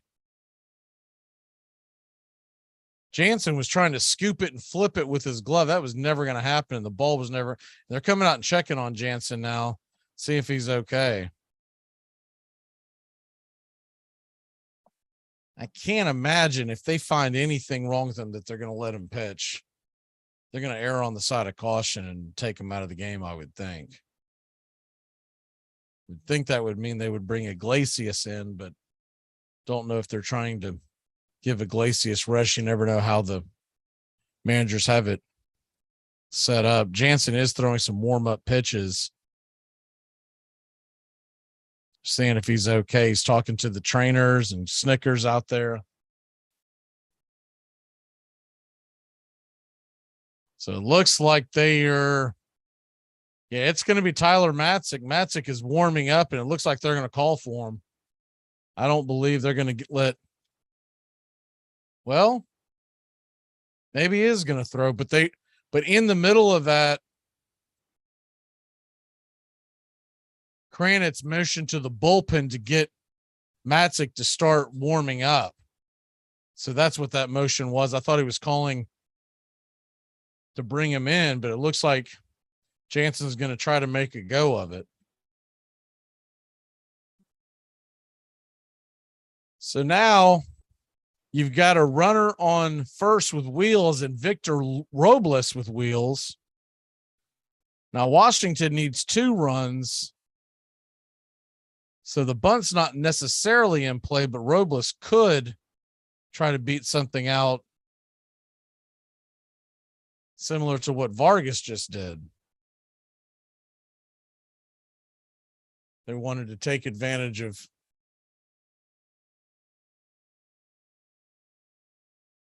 here's the first pitch on the way, and he's going to run another bunt, and they're going to once again kick the ball around. Olsen doesn't look like he's prepared, fumbles the ball, and runners on first and second, and nobody out. They pushed another bunt, and Olsen tried to backhand it and flip it towards second, and he kicked the ball out. You got to give him an error on that. I'm not sure. I don't know if he just mishandled it. He was trying to pull it out. Yeah, it just came out of his glove strange, and he couldn't hold on to it. So the Braves infield defense falling apart here. Nationals bunting their way around the bases. Braves lead by just 2. And now another man with speed. Palacios comes to the plate. Runners on first and second, nobody out. Josh Palacios batting 194. I can't imagine he's doing anything but bunting here.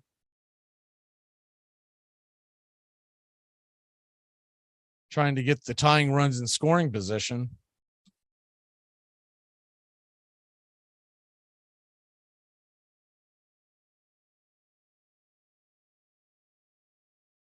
So Jansen has thrown 2 pitches, and both of them have been bunts to the first base side, and both of them have been successful in getting them on. Another bunt attempt. Cutter misses wide and outside. It's 1-0.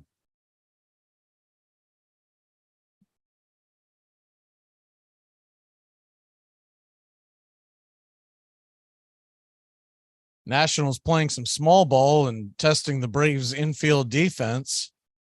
The 1-0 pitch. And excuse me, bunt, bangs it foul, and it's 1-1. Cutter kind of dipped on the inside. Palacios didn't get the bat out of the way.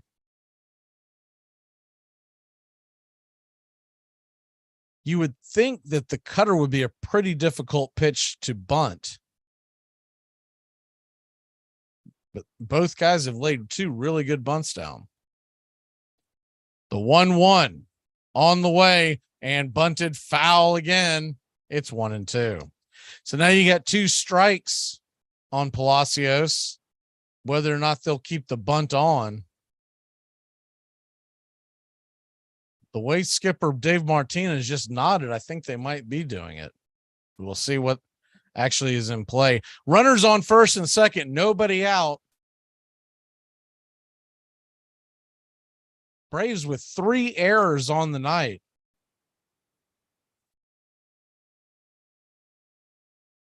The 1-2 pitch on the way, off the plate wide. It's 2-2.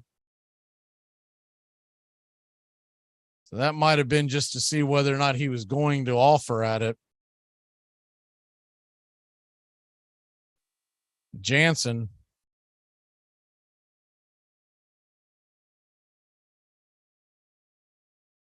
Looks in on the 2-2. Braves are at double play depth on the infield. Jansen swings around. Chase the runner back to second base. We'll do it again at 2-2. 2 on, nobody out, a 2-2 pitch. Braves needing to win to keep pace. The Mets are up 7-4 in Milwaukee. Here's the 2-2 pitch, swing and a miss, strike 3. And there's one away. Big out by Jansen. Cutter on the inside part of the plate.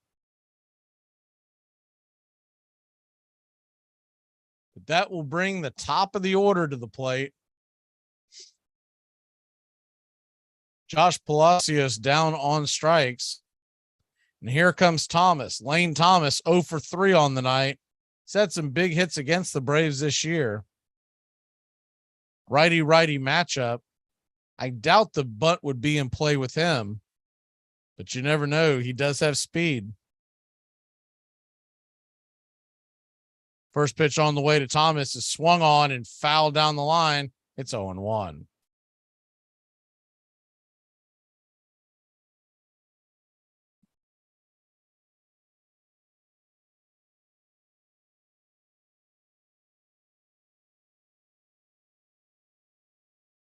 Runners on first and second, one away, 0-1 pitch.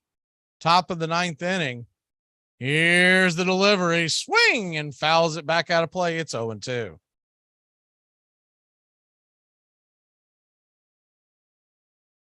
The Braves cannot hold this lead. It would be William Contreras, Michael Harris II, and Robbie Grossman due up. On that play, the Nationals were attempting a double steal. But the fouled off pitch thwarted that attempt. Jansen turns around, jumps off the rubber, offers towards second, but does not throw it. We'll do it again. It's 0-2.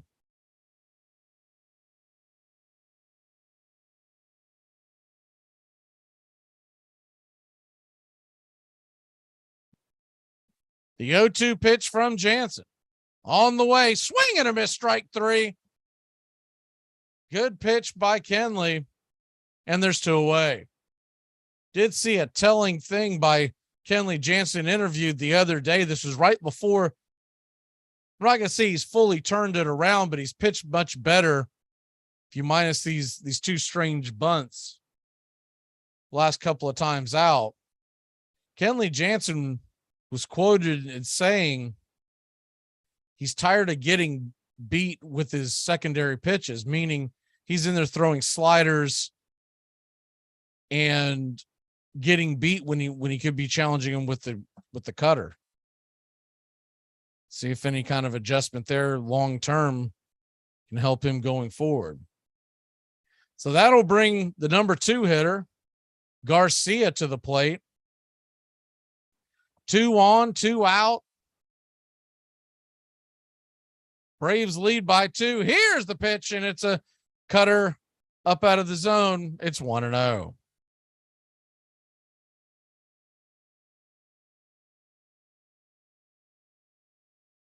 Garcia's 0 for 4 on the night.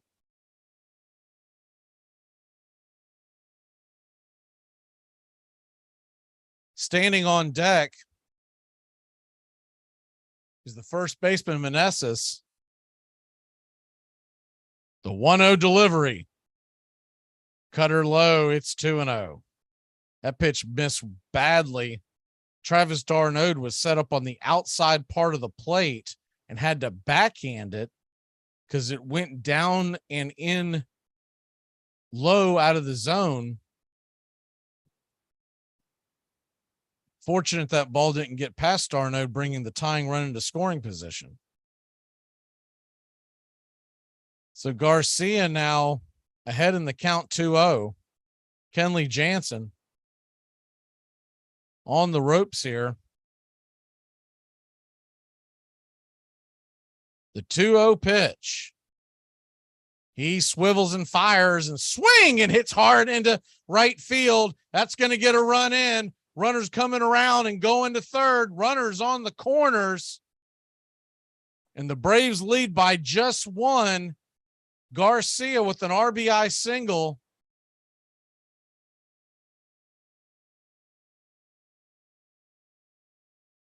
Victor Robles goes from first to third on the play. No chance of getting him. Acuna got it pretty quickly, but no chance of making a play at the plate. It's a good runner at second base, and it was about a 6-hopper to Acuna by the time he got it. The runner was crossing the plate. So now the game's really on the line. Runners on the corners, 2 outs. The number 3 hitter, Joey Meneses, batting .324 on the year, 9 home runs, 23 RBI, in a big spot.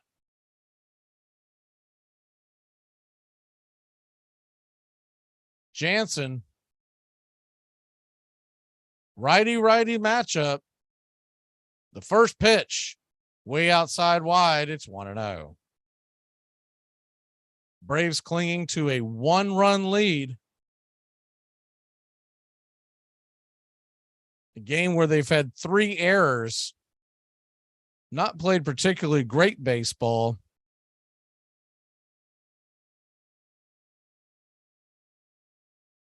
The 1-0 pitch from Jansen. Right there. Belt high, outer edge. It's 1-1. Cutter to start the at bat.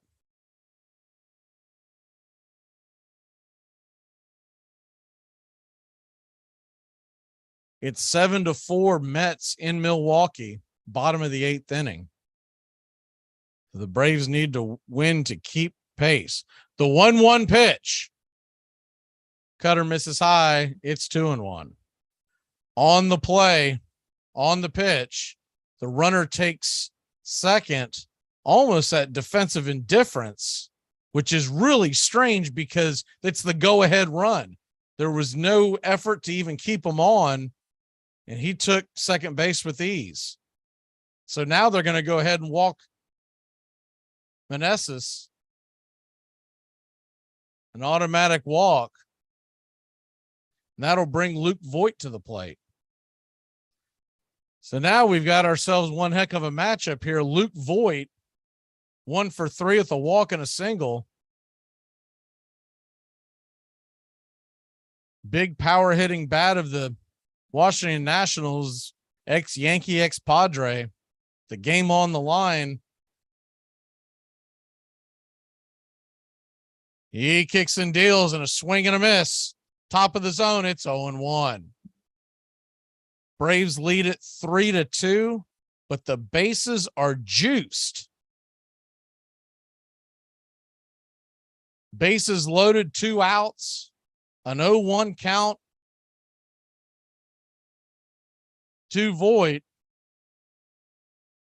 Kenley shakes and deals, and a cutter misses high. It's 1-1. Travis d'Arnaud had to leap to his feet, keep that ball from popping out of his glove.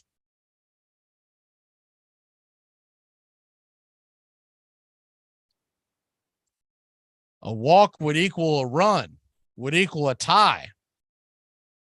The 1-1 pitch from Jansen, swung on and hit high and deep into center field, going back on the track.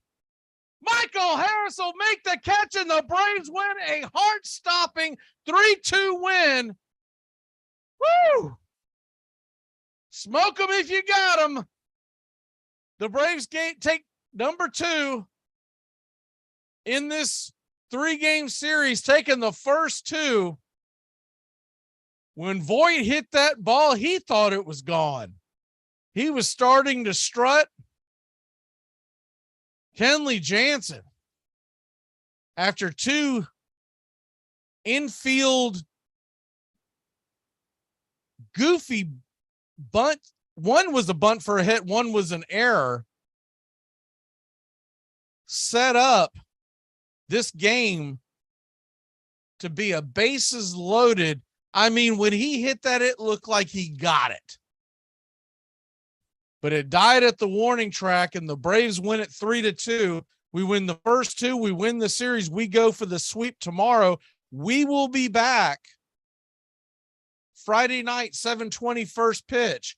Atlanta is in Philadelphia. It will not be Spencer Strider. His start has been pushed back to at least Saturday. It looks like it most likely will be Bryce Elder on the mound versus Aaron Nola. You don't want to miss that because Elder pitched a hell of a game last time out, and Nola always gives us fits. Final numbers on that game, on this game, the Atlanta Braves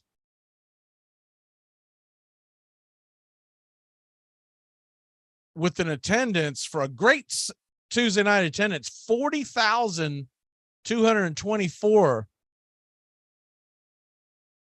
Win the game 3-2. Braves 3 runs, 7 hits, 3 errors, and still win, giving up 2 runs, 7 hits, sprinkling out those 7 hits, getting his 9th win of the year. Charlie Morton gutting it out. The loss was Ramirez, as he had to come in relief of Patrick Corbin, who was injured in the first inning. Travis d'Arnaud hit a 2-run shot, and thank goodness Dansby Swanson hit the home run in the bottom of the 8th, ended up being the game-winning RBI. Game lasted just over 3 hours and 20 minutes.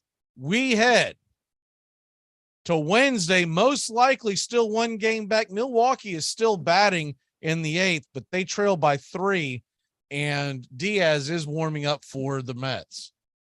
For Braves Country Baseball and Armchair Quarterbacks 1 here on YouTube, please like and subscribe. Atlanta wins it 3-2.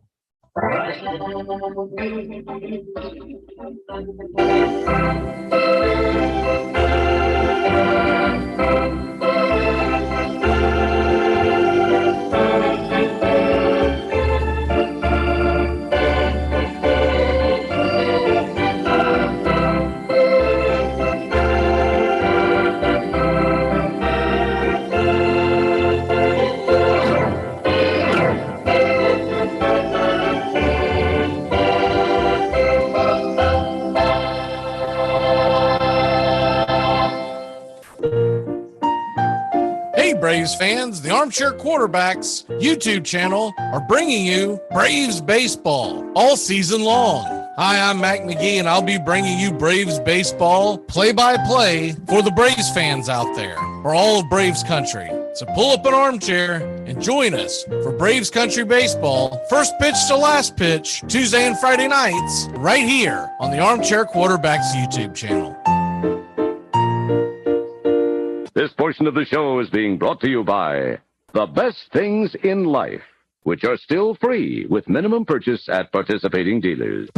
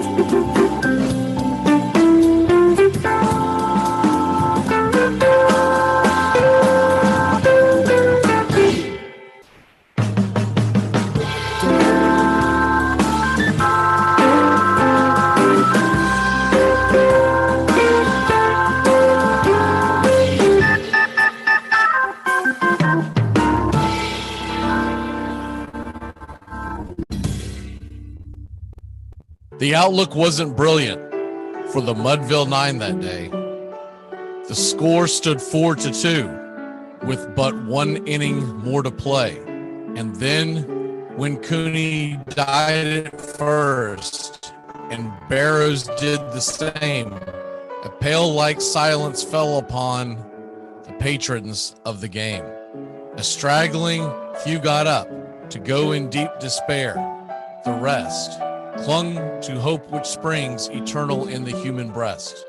They thought, if only Casey could but get a whack at that, we'd put up even money now with Casey at the bat. But Flynn proceeded, as did Jimmy Blake, and the former was a hoodoo, while the latter was a cake. So upon that stricken multitude, grim melancholy sat, for there seemed but little chance of Casey getting to the bat. But Flynn let drive a single to the wonderment of all, and Blake, the much despised, tore the cover off the ball. And when the dust had lifted and men saw what had occurred, there was Jimmy safe at second and Flynn a hugging third. Then from 5,000 throats and more, there rose a lusty yell. It rumbled through the valley. It rattled in the dell. It pounded on the mountain. and recoiled upon the flat, for Mighty Casey was advancing to the bat. There was ease in Casey's manner as he stepped into his place. There was pride in Casey's bearing, and a smile lit Casey's face. And when responding to the cheers, he lightly doffed his hat. No stranger in the crowd could doubt 'twas Casey at the bat. 10,000 eyes were on him as he rubbed his hands with dirt. 5,000 tongues applauded when he wiped them on his shirt. Then while the writhing pitcher ground the ball into his hip, defiance flashed in Casey's eyes. A sneer curled Casey's lip. And now the leather-covered sphere came hurtling through the air, and Casey stood a-watching it in haughty grandeur there. Close by the sturdy batsman, the ball unheeded sped. That ain't my style, said Casey. Strike one, the umpire said. From the benches black with people, there went up a muffled roar, like the beating of the storm waves on a stern and distant shore. Kill him! Kill the umpire! Shouted someone on the stand, and it's likely they'd have killed him had not Casey raised his hand. With a smile of Christian charity, great Casey's visage shone. He stilled the rising tumult. He bade the game go on. He signaled to the pitcher, and once the dun sphere flew, but Casey still ignored it, and the umpire said strike two. Fraud, cried the maddened thousands, and echo answered fraud. But one scornful look from Casey, and the audience was awed. They saw his face grow stern and cold. They saw his muscles strain, and they knew that Casey wouldn't let that ball go by again. The sneer is gone from Casey's lip. His teeth are clenched in hate. He pounds with cruel violence his bat upon the plate. And now the pitcher holds the ball, and now he lets it go. And now the air is shattered by the force of Casey's blow. And somewhere in the favored land, the sun is shining bright. The band is playing somewhere, and somewhere hearts are light.